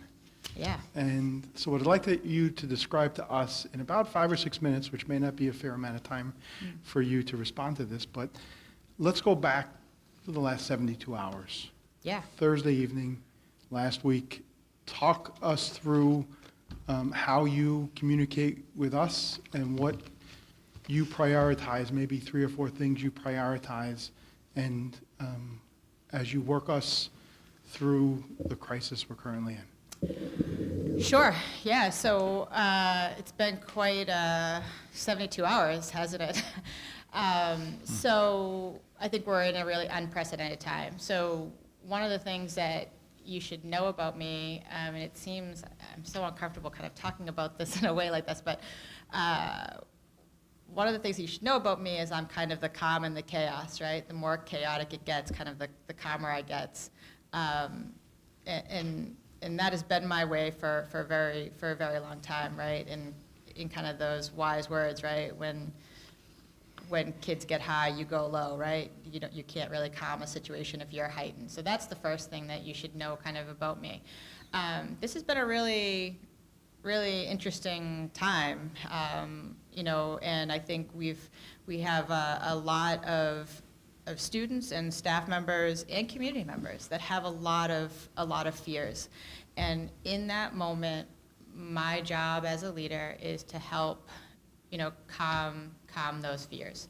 So in the days leading up to it, where it really kind of became a reality, like, all right, we're going to have to close, and what's that going to look like for our district, for our students, and for our families? In the days leading up to that, the first thing that needed to happen really was, while we were in school, it needed to be normal. It needed to be routine. Our teachers needed to teach, and our kids needed to come to school, and they needed to feel safe and understood. So the planning for that started before we even exited school. We brought our administrators together. We talked about all of the things. Who are the kids that need to eat? Who are the families that are going to need our support? Who are the students that are going to be challenged by this disruption? Who are our students that are out of district? Who are, all of those pieces. And then what about our staff members, right? The first thing that I said was we had 2 staff members in one school who were both pregnant, right? So it was immediately, should they be in our building? Can we alleviate their fears? What are we going to do with them? So it's a lot of that kind of planning. So from there, I think the way that you kind of help that is that you really kind of communicate. It's a lot of communication and a lot of transparency in that. I think families and educators, school committee members, town members, they want to kind of know that you're working on it. Maybe not that you don't have all the answers, but that those things are being thought about. So from there, we scheduled a lot of meetings with our Board of Health, our town administrator, our selectmen, our school committee members, our union representatives, about here's what's happening. I was quite happy to come here tonight because I think this is the first conversation I've had in 72 hours that was not solely about the coronavirus. But it was a lot of that. So we spent a lot of time putting together the resources that our students and families were going to need, and kind of communicating that out to them. Probably in the last 72 hours, we've communicated probably out to our families, I want to say probably 4 or 5 different times. It seems excessive, but it's kind of calming, right? Where we understand your kids are home, and here are some things that you can do with them. We know that your child has medication at our school. Here are some times that you can come and get their medication. We know that you receive lunch from us. Here's when you can come and get some food from the school district. And for our teachers, it was really kind of, some of it's about the logistical side of it, right? Some of it's about, am I getting paid? What about my health benefits? I don't have enough time to be out. And how do we alleviate that? And some of it was about, I want to reach out to my students, and can I reach out to my students, and, can I give them assignments? Our quarter just ended, and our trimester just ended for our elementary schools, and our report cards are supposed to go out on Friday. How do we make that happen?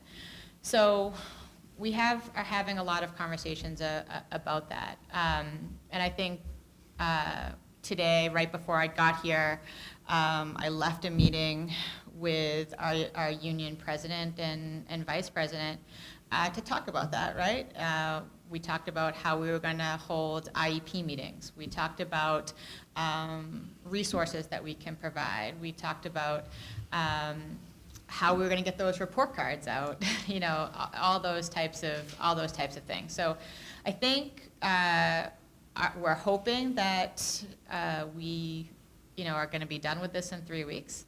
I think we're planning for a much longer time. And how are we going to support students through that? They're going to experience a slide. Our teachers are going to need to plan for that slide. And what does our curriculum look like? If we're out through the end of the year, my own son, who's in 6th grade, said to me last night, while he's happy to be home from school for 3 weeks, he realized last night and said, do I have to do 6th grade again next year?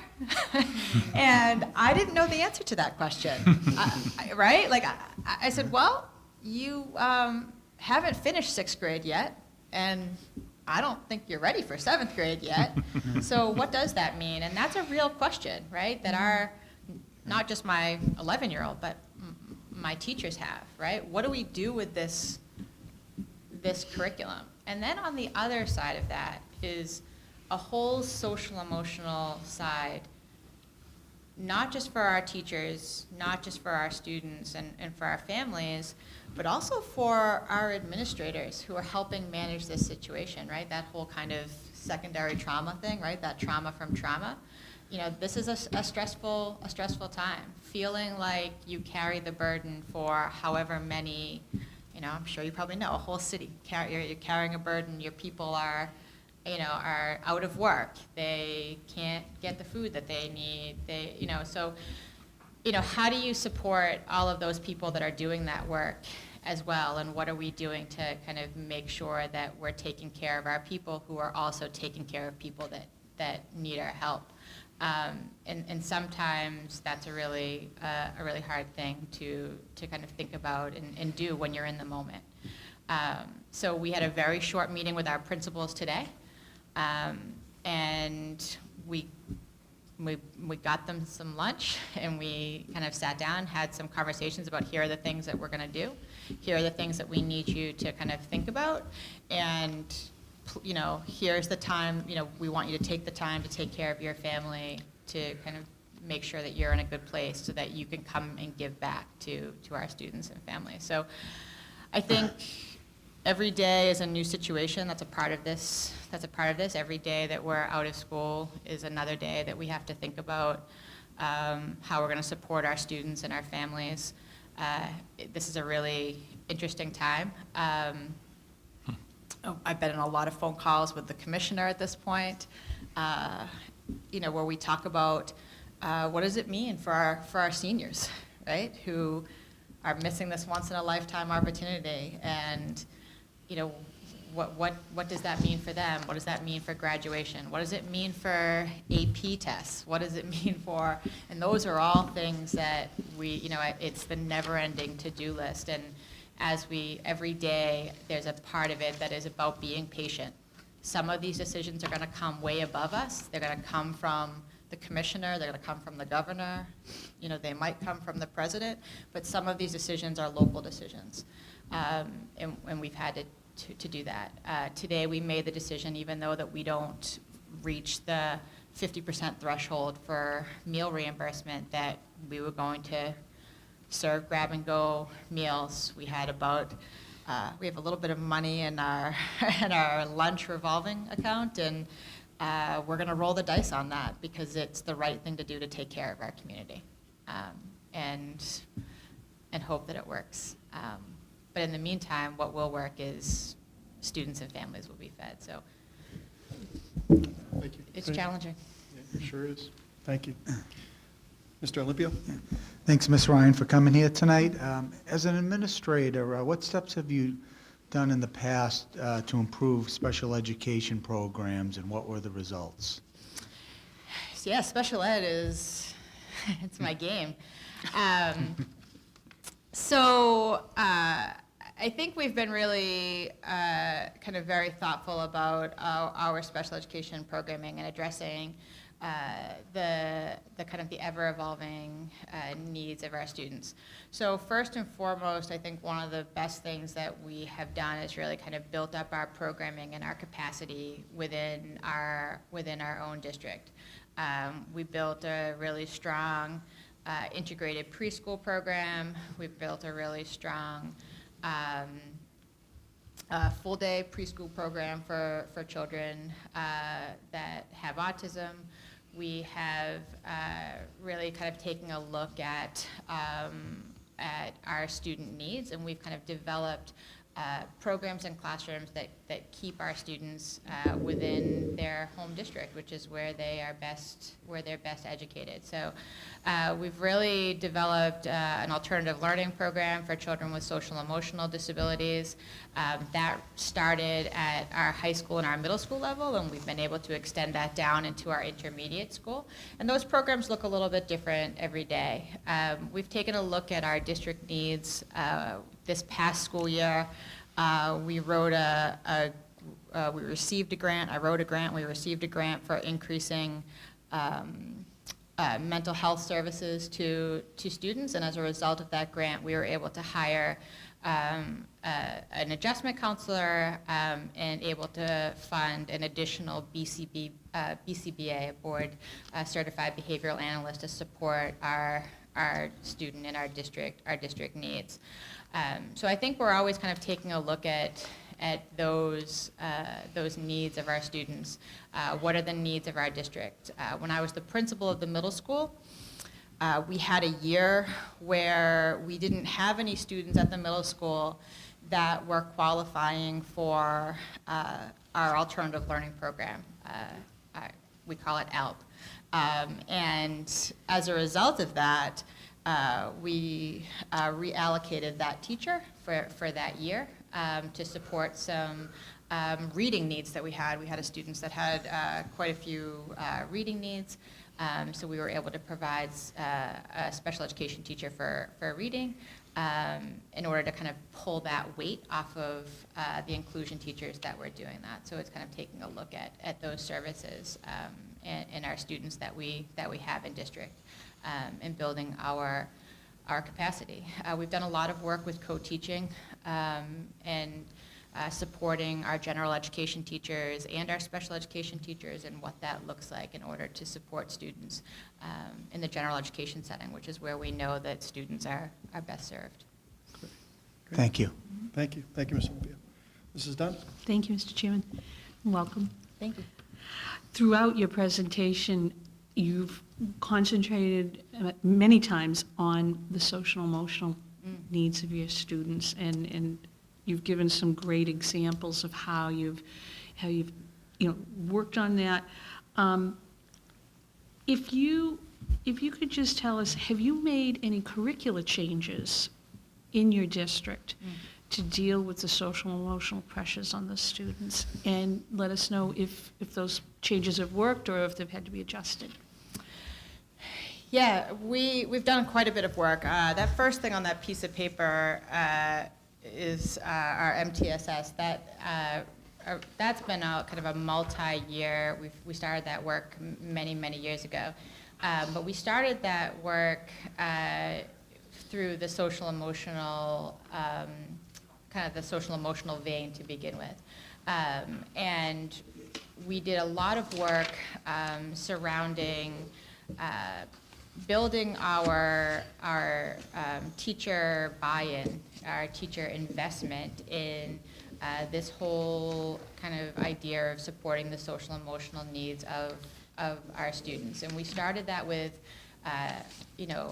positive behavior interventions and supports. We did a lot of professional development surrounding that with our staff members, right? We did creating kind of district norms and what those look like in each of our schools, and then kind of the positive interventions that go along with that.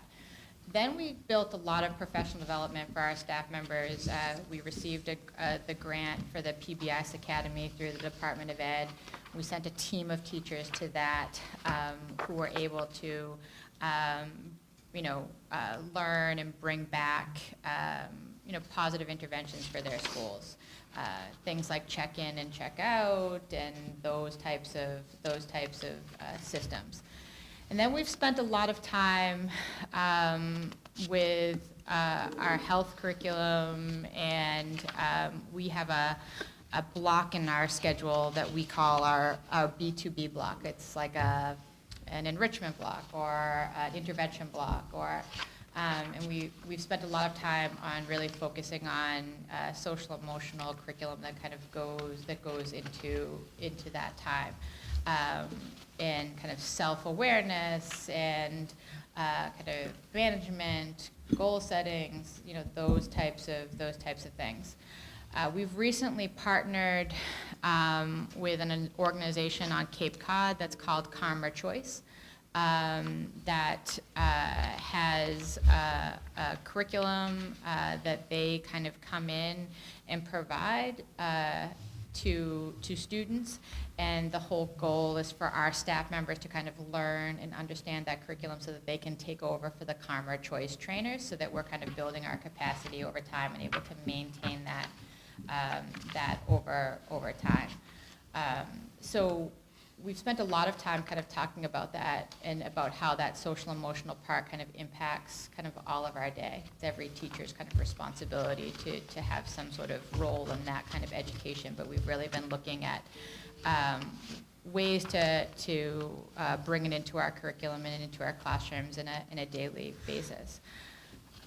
The other part of that social emotional curriculum, particularly with Calmer Choice, that we're really interested in is actually also the social emotional support for our educators, right? And what does their self-care look like, and how do we support the work that they're doing, and how do we take care of our adults? That whole idea of it's kind of a tired example, but that whole idea of putting on your breathing mask first before you can help somebody else. And how do we do that as a district? So there's some training that goes into that with Calmer Choice that we're really kind of invested in. But I think as we develop all of our curriculum, that whole kind of universal design, is really helping find its way into all of our classes, not just in a health class, not just in a PE class, but throughout the course of our day, what does this look like for our district, and how do students experience it, so that they can learn to generalize the skills that we're giving them and apply them, so that they're being productive members of our school community and are kind of able to manage their emotions and self-regulate throughout their day. Yeah, Follow-up please. question. Have you seen any results from that yet that are noticeable, or? Yeah. So we have. One of the things that that's on this paper, at the very bottom, it says supporting documents. And if you have a free time and you want to scroll through my Google folder and look at those for fun, when you're self-quarantined for a little while. Exactly. One of the things that's in there are some data charts from a system that we implemented halfway through last year. It's called the Swiss Data Management Tool, and it's really about that. It's about kind of the data collection of how those positive behavior interventions are working in our school. So when you look at those charts, you might notice that this year's numbers in some cases look a little higher than last year's numbers. It's because we didn't implement that data collection system until, probably like a quarter of the way into the school year. But we are seeing that, and I think that data, is interesting. One of the first things that we saw with that, we were kind of inputting some data that our teachers and our administrators are collecting, and we noticed that at our intermediate school, we had a lot of incidents that were happening between 8:45 and 9 in the morning. Well, 8:45 and 9 in the morning is when our kids were coming into school. And we realized, oh my goodness, right? Like once they're in the classrooms, they know what to do. We have these expectations. They are applying them. But we didn't have something in place from 8:45 to 9. So we were really able to see that very clearly, right? There's this big spike first thing in the morning. What are we going to do about that? So that school, we were kind of able to work on those kind of routines for our kids to enter the building. Where are our staff members? How are kids getting in order to kind of help make that transition, from home into school a bit more successful. And then those numbers went down. As part of our work with that, we have a self-assessment that we kind of do routinely to kind of see like a calibration, like are we doing the things that we're supposed to be doing as a part of this work, and we kind of rate ourselves. And I think for our students, one of the things that we've implemented is these opportunities to kind of review our expectations, our norms at these really kind of natural times. When you come back from a vacation, when the cafeteria starts to get a little rowdy again, like it's time to kind of review these and kind of bring things back. So I think we've seen a lot of success with those types of things with regards to how we collect our data. Very good, thank you. Thank you, Mrs. Dunn. And thank you, Mrs. Ryan, for a terrific interview. Learned a lot. Thank you. I wanted to give you, I didn't know if you wanted to kind of wrap up with a closing statement or ask us any questions. I wanted to give you that opportunity.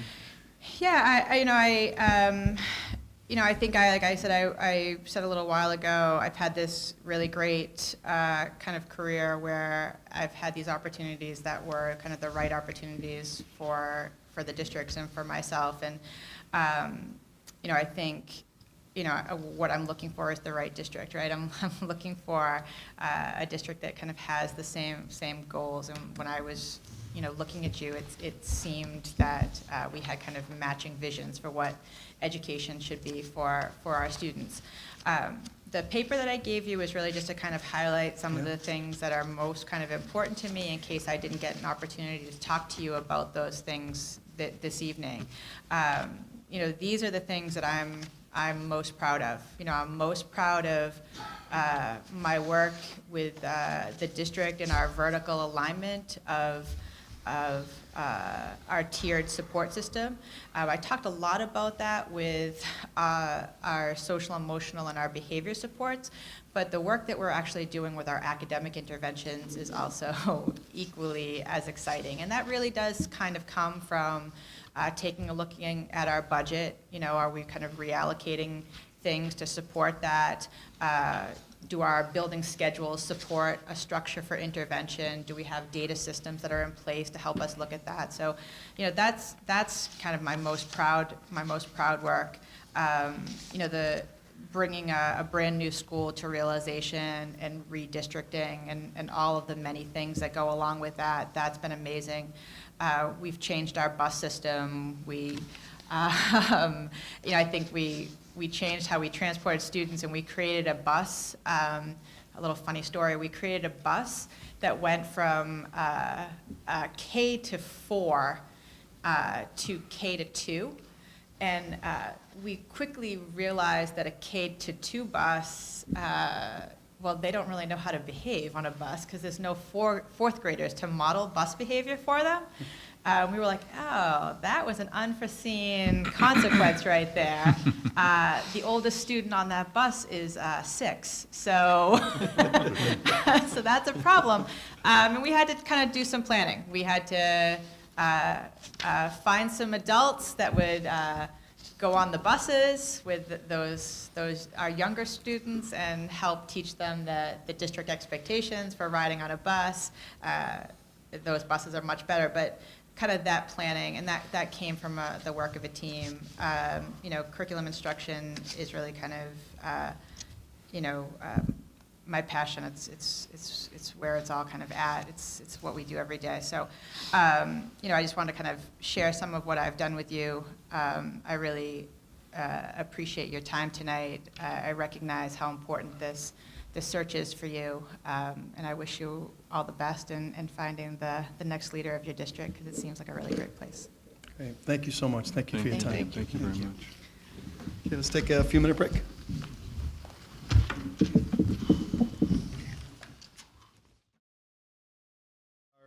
Third interview this evening. Very glad to have Dr. Arthur Unobskey with us today.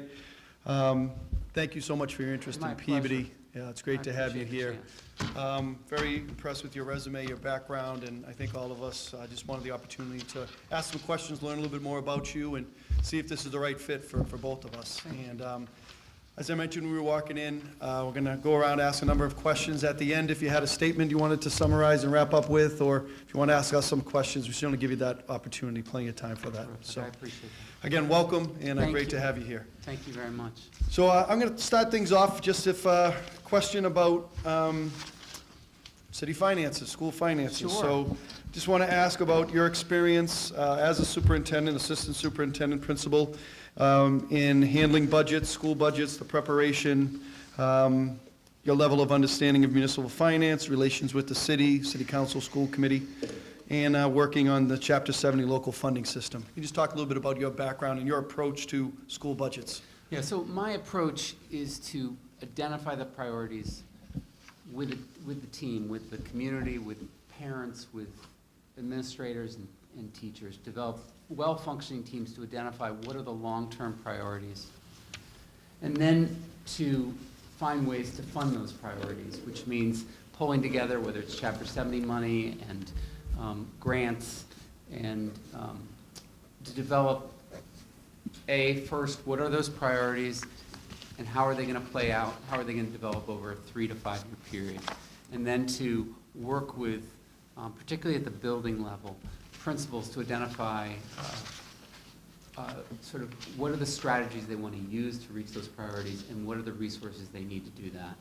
And over a period of months, fine-tune that to the fact that, okay, so if these are our real priorities, are there ways of, because money is often tight, how can we, if we need to, reallocate from certain programming if we need to really emphasize these priorities while maintaining what we're doing well.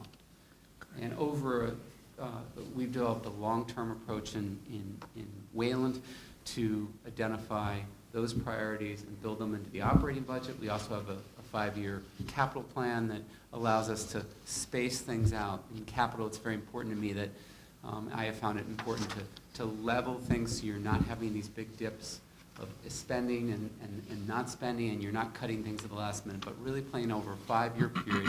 What do buildings need? How are we going to get there? Developing a list of priorities, a protocol for figuring out what those priorities are, and working together to do that. So it's a mix of working with the community, working with the school committee on identifying those priorities, and then working with the building-based staff to figure out how do we get there, what are the programs we definitely need, and then advocating for them very clearly. Great. Thank you. And looking at your resume, you're currently the superintendent of schools in Wayland. Previous to that, you were the assistant super in Gloucester. You were in the Boston school system, Concord. In terms of labor relations, can you maybe talk about experience you've had, collective bargaining, negotiating contracts, being at the table, trying to work with our unions to come up with fair and reasonable contracts? Can you maybe just talk about your experiences in that role? So I've been a part of 2 contract negotiations, one in Gloucester, and currently we're in Wayland. We're working with all of our unions on negotiating for new contracts, particularly the Teachers Association.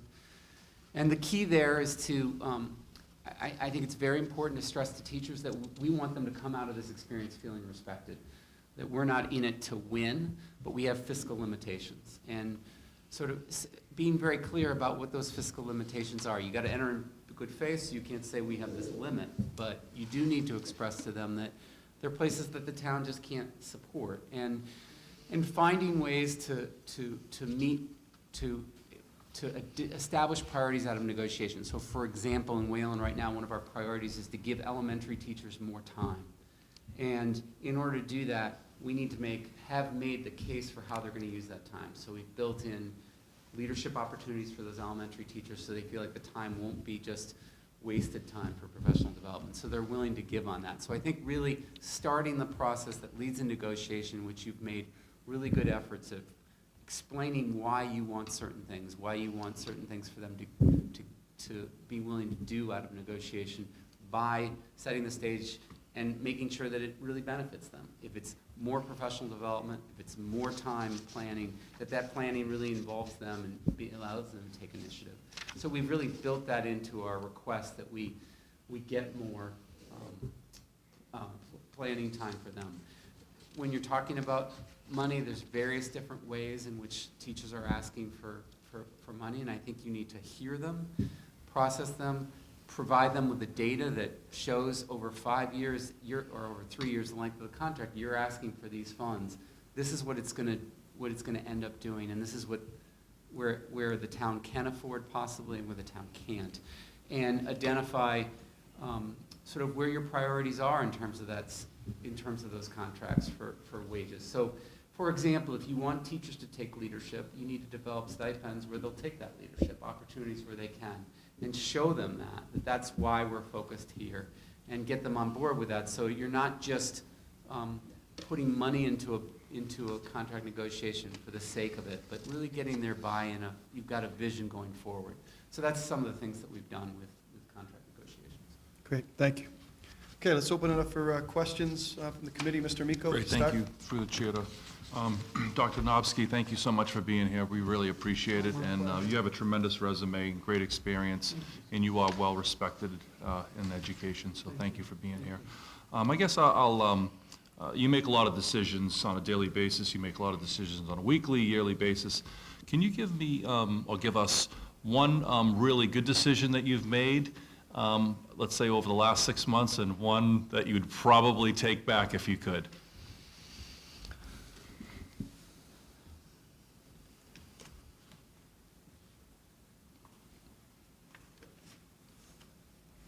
And it can be anything. So, let me start with something that, a year ago, we have a Spanish immersion program in our system, and it became clear that we weren't going to have capacity because of enrollment things that we did not predict for that program to grow in the school it is. So we had to move program to a different school, not in the middle of the year, but a new year, and there were families that had chosen the program that were closer to the school that it was currently at. And we came to the realization that that was the right thing to do. What I wish I had done differently was spent time with those families over like a few days. We felt that we had to tell them and then tell the rest of the community because it would get around and be unsettling for people that were moving this program. But what I should have done is sat with those families for longer and allowed them to process it, allowed them to express their concerns, and provided a more in-depth time just for them to process before it was shared with the rest of the community. So in the end, it was the appropriate decision, but I think that what I learned is really giving people the time to process these things is important. I think that in terms of handling things, I think that we have, one thing that I've implemented, school committee was very passionate about changing the start times, and this is our first year of doing that, and it was something that it was very mixed. There was a very mixed opinion about it in the community. Some did not want it to happen, and some were passionate about it happening. But I felt that it was good for kids, and I implemented it. And what we did well, I felt, was really listen to the community, really address their concerns about it, really expand after-school offerings for kids so that the parents of elementary folks would be able to handle that. Listen to the staff over concerns about logistics and their changing lives and try to soften that. And continue to process that throughout the year with a working group. I feel like we've been very attentive to people. So, again, it wasn't an easy decision, but that will happen, and you've got to go with what you believe, but then you've also got to really listen to people. Great, thank you. That was a great answer. I appreciate it. No, my Thank you. pleasure. Thank you, Mr. Miko. Mr. Arnottis? Thank you. Hi, Dr. Unobskey. How you doing? I'm good, thank you. Good. Thank you for being here. I just wanted to talk to you about an entry plan. What is your vision for the first year? And then, on top of that, what do you see long-term? So, quick goals, and then maybe where a vision would be. Yeah, so just one of the reasons I want to be in Peabody is because it's very special. I feel it's a very special place for me. It's a place I very much want to be in a community for many years, because I feel like that's how you build a school system. And I've been in Wayland for 3, and I've identified that I want to make a transition. I have a contract offer actually on the table, and I'm waiting till this gets resolved to move forward, actually. And the reason I want to is partly because of the tradition and the strong passion that people in this community have for the children, whether it's sort of their involvement in Little League or their involvement in sort of making this beautiful building happen. But the fact that people really come here to stay. There's people that have been here multiple generations and really care about this town, and it has an identity. Something I'd be really excited to be a part of. I actually applied here 3 years ago, and I really wanted this job. And Wayland offered about 10 days before this process was going to get resolved. This was definitely a place I wanted to be, but I felt that I had to take the job in front of me. So this interest continues. You've had a tragedy, some losses here that are really significant, including Kara's. And she did a fantastic job as superintendent here, and I think really embodied sort of what we want in terms of someone who cares deeply about every child, loves the children here, and something that I believe that I could continue her work and the work that so many people have done here. So I believe that what I've seen here, so all those things feed into the fact that I would want to study more, sort of what is the real energy here. I know there's energy around some really innovative things at the high school around standards-based reporting.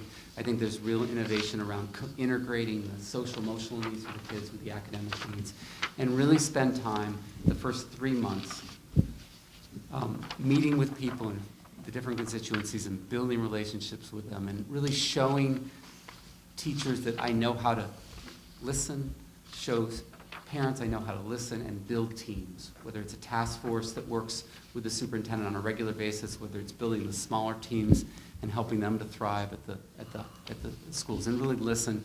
And then after a few months, to take what is already going strongly, sort of develop a plan for moving forward over the next few years that's very clear, has very clear expectations of results, has the beginnings of a budget process that I described, long-term budgeting process, and allows us to sort of really embark on a few priorities that we're passionate about. And they're going to revolve, I assume, from what I've seen that's happening in Peabody around the social emotional needs of the kids and elevating their achievement. How can we spark that with, whether it's through sort of supporting the growing sort of participation in APs here, to supporting students taking on challenging, rigorous literature in all their classes. So I would develop that plan with people, and it would be a vehicle for continued communication over, we have this plan long-term that I've put together after meeting with these people, but it really empowered teachers and parents to continue to develop what's working and what's not, to look at data together and move forward. So so it would be both a plan for the future, but also sort of how do we continue to process what we're learning from these things, lay out a way of researching how we're doing as well. Thank you so much. My I appreciate pleasure. Okay, thank you. Thank you, Mr. Unobskey. Mrs. Carpenter? Thank you. Welcome, Mr. Unobskey. I do recall when you applied previously, and I want to thank you for applying again. My pleasure. I do appreciate that. I do appreciate you coming out this evening, given the circumstances. Thank you for coming. You've kind of touched upon a few things that I generally ask. Kind of, what do you know about Peabody? I know you know about Peabody, because this is the second time that you've applied. You've talked about kind of what we've been going through. One of the things that stood out to me in your application was, it's a little bit different from most people, is one of your references.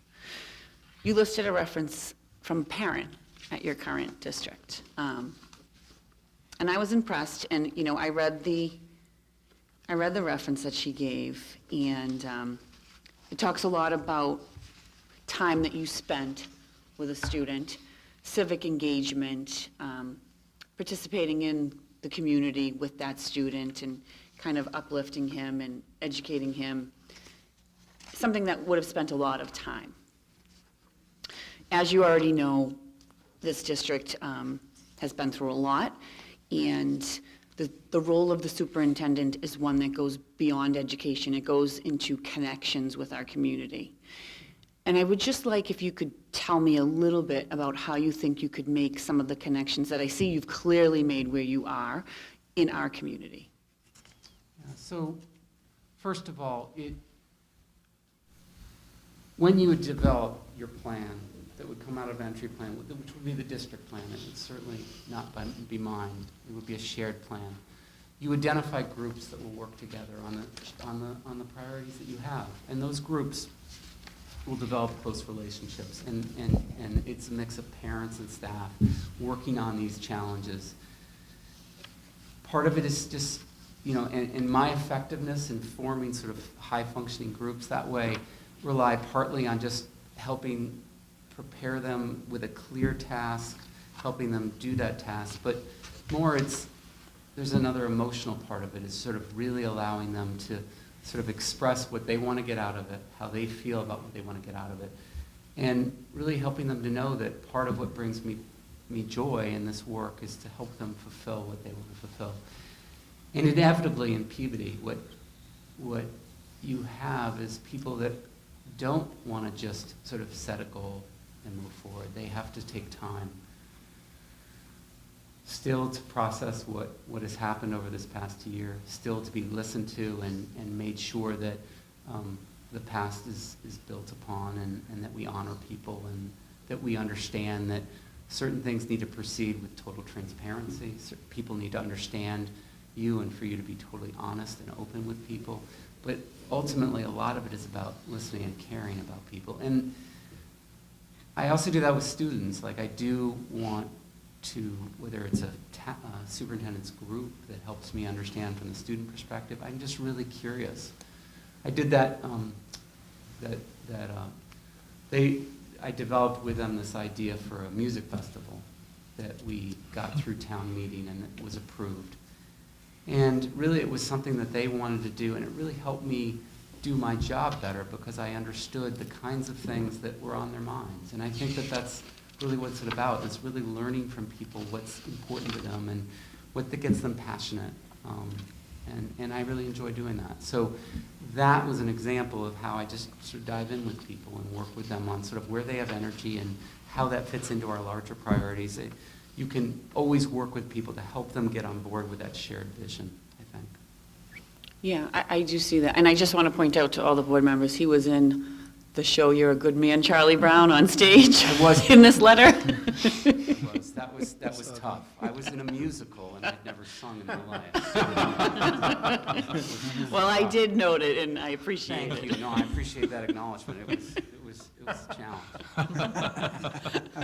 We won't ask you to sing tonight, sir. No, I appreciate that. Oh, maybe. Can you tell us exactly If what? I have to, but I cannot sing, so you have to cover your ears.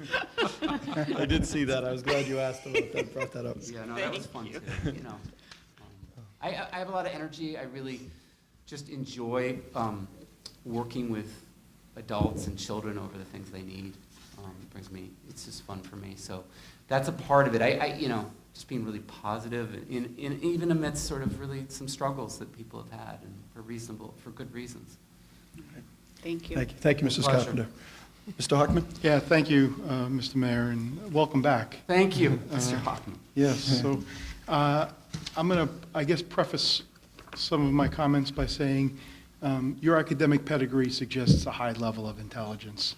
And a lot of times, high levels of intelligence lead to big personalities.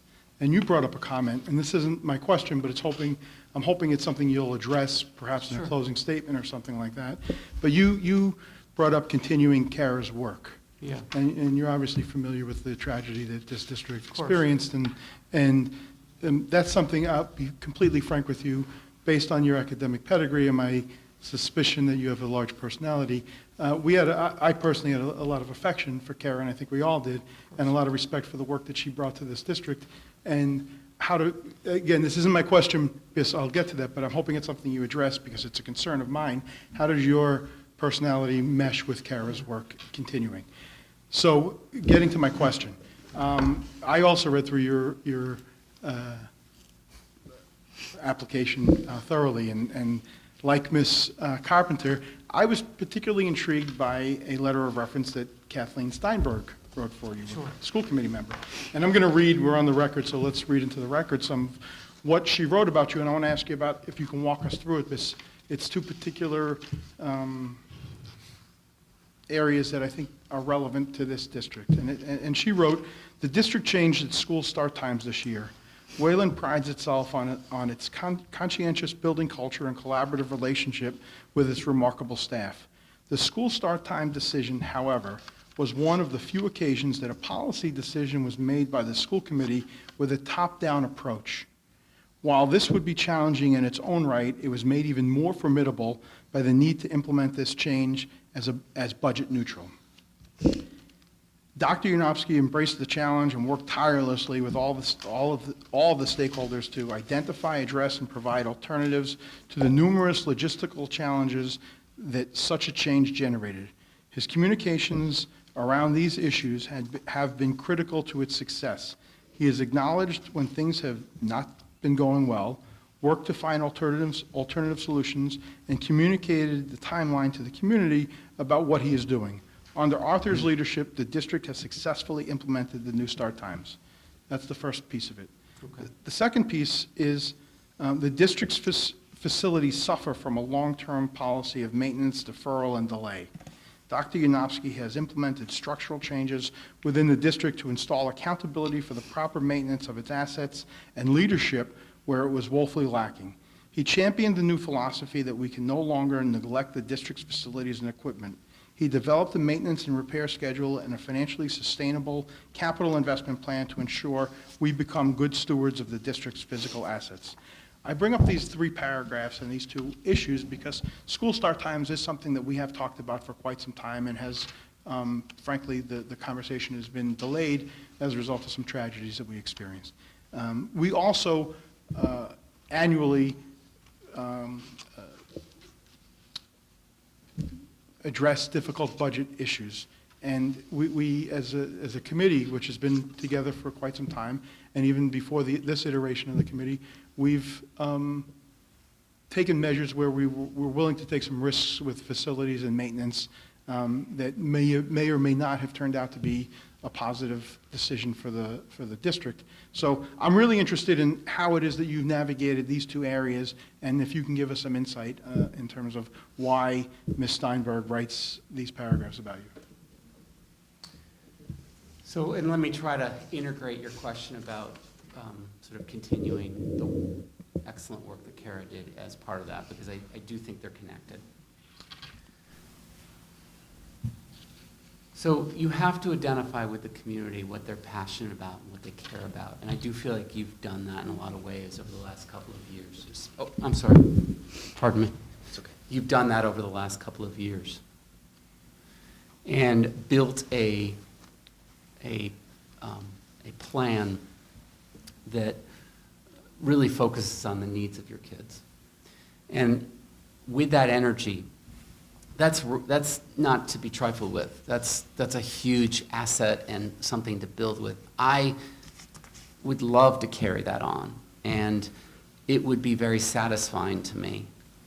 And I think in the same way that you have identified the priorities, we have identified in Wayland the priorities around how do you sustain an asset effectively? What are the standards you want to set on cleanliness in the buildings? How do you establish rubrics to make sure that everyone's on the same page in terms of how a building should look? How do you establish your maintenance schedule so that you make sure that you're not just waiting until things break, but you're replacing them in a timely fashion so you don't pay the costs of taking from your operating budget, something that should be taken from your capital budget, because you haven't replaced something and it breaks suddenly. Identify those highest priority elements, and that comes with working with a team, with a shared sense. These are our priorities, whether it's principals and teachers, whether it's school committee members, whether it's members of the community. You have to establish those priorities, both in the facilities and with school start time. What are we trying to accomplish, and what are the impacts that it's going to feel? Let's surface them and let's conscientiously address them. And I feel like that's what you've had going here. And I don't know before Kara necessarily, but you have that momentum. And again, that's something that I would want to be a part of this community and share in that. And I feel like I bring skills to the table that would help that along, but I'm humble enough to know that I'm one member of a community that needs to push that forward, and I'd love to be part of that community. So I am passionate, I am thoughtful, and part of what drives me in those emotions is being part of a group that's really working for kids, and I feel like you have that here. So that's how I would do it. Thank you. Thank you, Mr. Hockman. Mr. Olympio? Welcome back. Thank you Thank for you. coming tonight. We really appreciate it. I have a question regarding special education. And how would you handle a situation where if you had a parent that called you up and they were just frustrated with the way their child is progressing in the classroom, and maybe there's some disagreements they have with the teachers and maybe even the special education director with the direction of where to go? How would you handle a situation like that? And also, after doing your due diligence and listening to all the parties involved, where you might actually agree with the parent, how would you handle a situation like that? So, I mean, I think we all agree that moving out from the teacher to the principal, to the central office, to the superintendent is the way to go in terms of solving a problem, that solving it as close to where the kids are is the best place to start. So I would help facilitate that, first of all. You know, the first step in that is to really listen to the parent and figure out sort of where they're coming from and help them understand how they can go about solving this issue first, what questions to ask, where the supports are, and helping them ask those questions. And if they then take those steps and address it with the people, you know, with the Right. steps along until you get to the superintendent, then it's, you know, then we get into this sort of shared situation. And, you know, I meet with, you know, I would meet with special ed director and the principal, and we try to problem solve this. And if ultimately I think something was being done that was harmful for a student, you'd make the hard decision and direct it go in a different direction. Typically, what I found in education is if you make it very clear how this helps and how this hurts students, and you give teachers and administrators the support they need to acknowledge that we made a mistake and we're not going to get embarrassed for it, and we all make mistakes, we figure out a way to help that kid. Okay. Thank you. Great answer. Thank you, Mr. Olympio. Mrs. Dunn? Thank you. Hi, Mrs. Dunn. Welcome. Nice to see you again. Nice to see you. You've spoken about the social emotional component that is such a necessary piece of education now. And is there anything that you could speak to as far as how you have implemented any specific improvements in programs or curriculum dealing with the social emotional needs of the students in the district? Yeah, so I spent in Boston, I was a principal of a school where we ran 2 specialized programs for students who had suffered from traumatic situations, post-traumatic stress disorder. And I learned a tremendous about how to include kids who have significant vulnerabilities, how to build milieu settings for them to get grounded, get the skills they need, and then move into the mainstream. I've applied that in Wayland, for example, where we're revising a program that we have for students that struggle with social emotional issues and allow them to really develop, have a milieu setting that really develops their skill set and allows them to then move more systematically into a mainstream situation so that they can become more and more independent by the end of 5th grade. I think that one of the most important things we've also done is build a coherent sense of how to help students deal with anxiety through a lot of training that we've gotten from McLean, and develop their sense of strategies that teachers can use in the regular ed classroom. So really giving these tier 1 strategies that we call things that everyday classroom teachers can use when students are feeling dysregulated so that they don't have to leave the classroom. And then if they do have to leave, giving them clear things that whoever works with them outside the classroom where they're really struggling, that tier 2 support. There are actual specific things that they do that we share that are coherent, that build through the ages. So kids not just get rescued from a situation, but also develop the skills so that they can manage themselves more and more as they get older. So that's been our focus there. I think it's also, there's a spirit where integrating, we're really believing that academic challenge it sometimes makes students feel stress, but if you support them in the right way, that academic challenge can really fuel their sense of resiliency and strength. So I think that not being afraid for students to struggle, but really offering them strong support to do that has been a crucial part of what we've done. Thank you. You're welcome. Thank you, Mrs. Dunn. Question for you, Dr. Unobskey.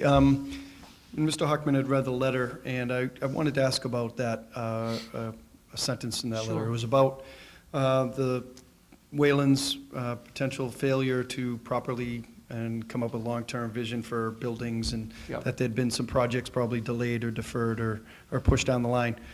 We're really trying to attack some of those issues now in Peabody. I feel that we had that type of concern as well. And can you talk a little bit about your experience with building projects, MSBA specifically? Maybe if you've overseen those or been a part of some school committee boards that have, school construction boards, things like that. So there are 2 projects that I'm involved in right now, which one is the building of our multi-field project at the high school, which I know they're just fields, but they take a tremendous amount of energy to get them right because they're environmental concerns. There are concerns with different bodies of, whether it's recreation, whether it's the conservation, where you have to work and make presentations and sort of work through these issues. And then you got to stay on a timeline and meet regularly with the owner's project manager, the facilities people that work for the town, DPW, and make sure that things, when the water gets shut off, you coordinate that with the high school. There just needs to be a mechanism for meeting regularly, planning, and making sure that we're keeping high standards when concrete is installed improperly, to make sure that we stop, make sure the company redoes it so it's the proper way. Just lending a hand of what are our standards, making sure that those standards are executed on a regular basis. When things fall behind, being able to state that to the community, to the school committee, about why that's happening, being very on top of those things is really important. I think it's also just important to think about your buildings long-term, that there should be an allocation for, buildings need to be maintained. And that costs money, unfortunately, and it costs a lot of money to maintain them properly. And a lot of buildings don't need to be rebuilt, but they do need to be renovated. And coming up with renovation plans and a time period, really over 20 years, of how you're going to maintain these buildings so that it's not just that they don't fall apart, but learning has changed. You have rooms that need to be situated differently, and there's a lot of things you can do through renovation that's not that through MSBA that you can get funding for, that isn't about spending, at an elementary school. It doesn't have to be over, a $90 million project, that you can do things on a smaller scale. I know the high school here is something that we have ambitions about, and I'd be very excited to devote, and I'm not exactly sure sort of how the town sees the superintendent's role there, but it would be very exciting to be a part of sort of establishing what are our priorities and what do we want to have in that high school within a fiscally restrained way. How can we get what we need for our students? What are our priorities, and to really execute that? And I do feel like I've had that experience to do that. Great, thank you. I wanted to see if you wanted to make a kind of a summary statement as we wrap up, or if there's any questions you had. I wanted to give you that opportunity. I think all of us have enjoyed this interview and learned a lot, and wanted to just give you that opportunity as we wrap up. So I'm a little personal here. I'm 52, and I decided that now is the time to sort of, if you'll have me, plant myself in a community for a long period of time. And I don't want to be presumptuous because not only do I not have this job yet, but I haven't been here for a long time. But that's why I'm here. And I'm here in Peabody for a very specific reason, that I do feel that this is a town that I feel a strong sense of community, a sense of wanting to be a part of. I do feel like I would build on what's been happening here, as we've discussed. I do feel like I have real strong experience to bring to the table over working with a wide variety, establishing programs for a wide variety of students so they can be successful and really understanding what different kinds of students need to learn, whether they're EL students or special education students, students from different backgrounds. And then empowering, developing high-functioning groups of whether it's teachers and professional learning communities, and teaching them how to use data in a useful way, that they don't just get this data piled on once a year, but really have small pieces of data about what kids are accomplishing on a daily, on a weekly basis, that they share with each other and make decisions about what's working and what's not. How to make that work is something that I've put a lot of energy into. And then building highly, successful teams that sort of guide these teachers in that process, bringing principals to the table and in an administrative team that really functions in a very collaborative fashion to solve very challenging problems.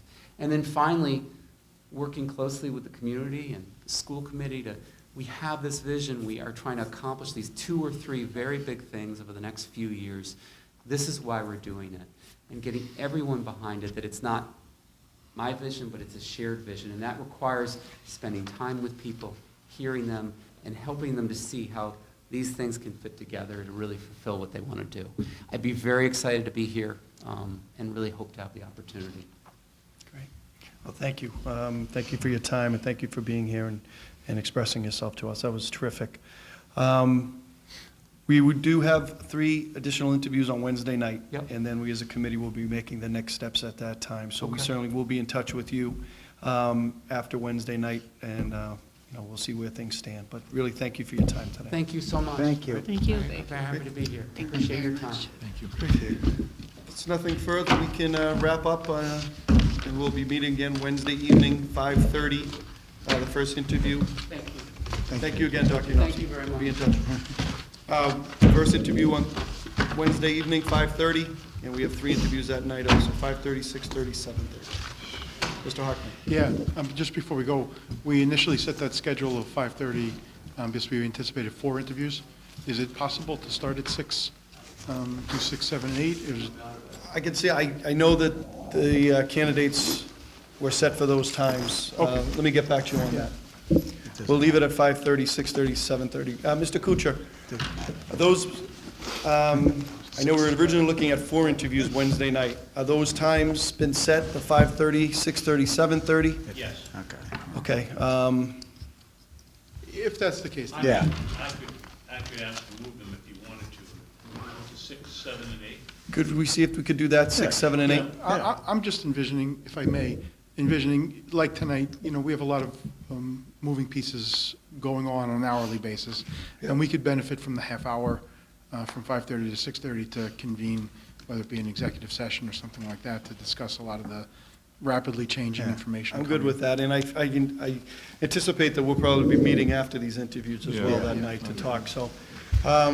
Could you see, Glenn, could you see maybe if we could just align those 6, 7, and 8 that evening? Okay.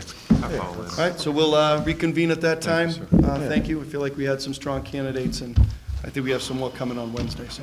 Thank you. Recess. Okay, motion to recess by Mr. Hockman, made by Mr. Hockman until Wednesday, seconded by Mr. Amico. That's a roll call vote, or that's a vote. Thank you.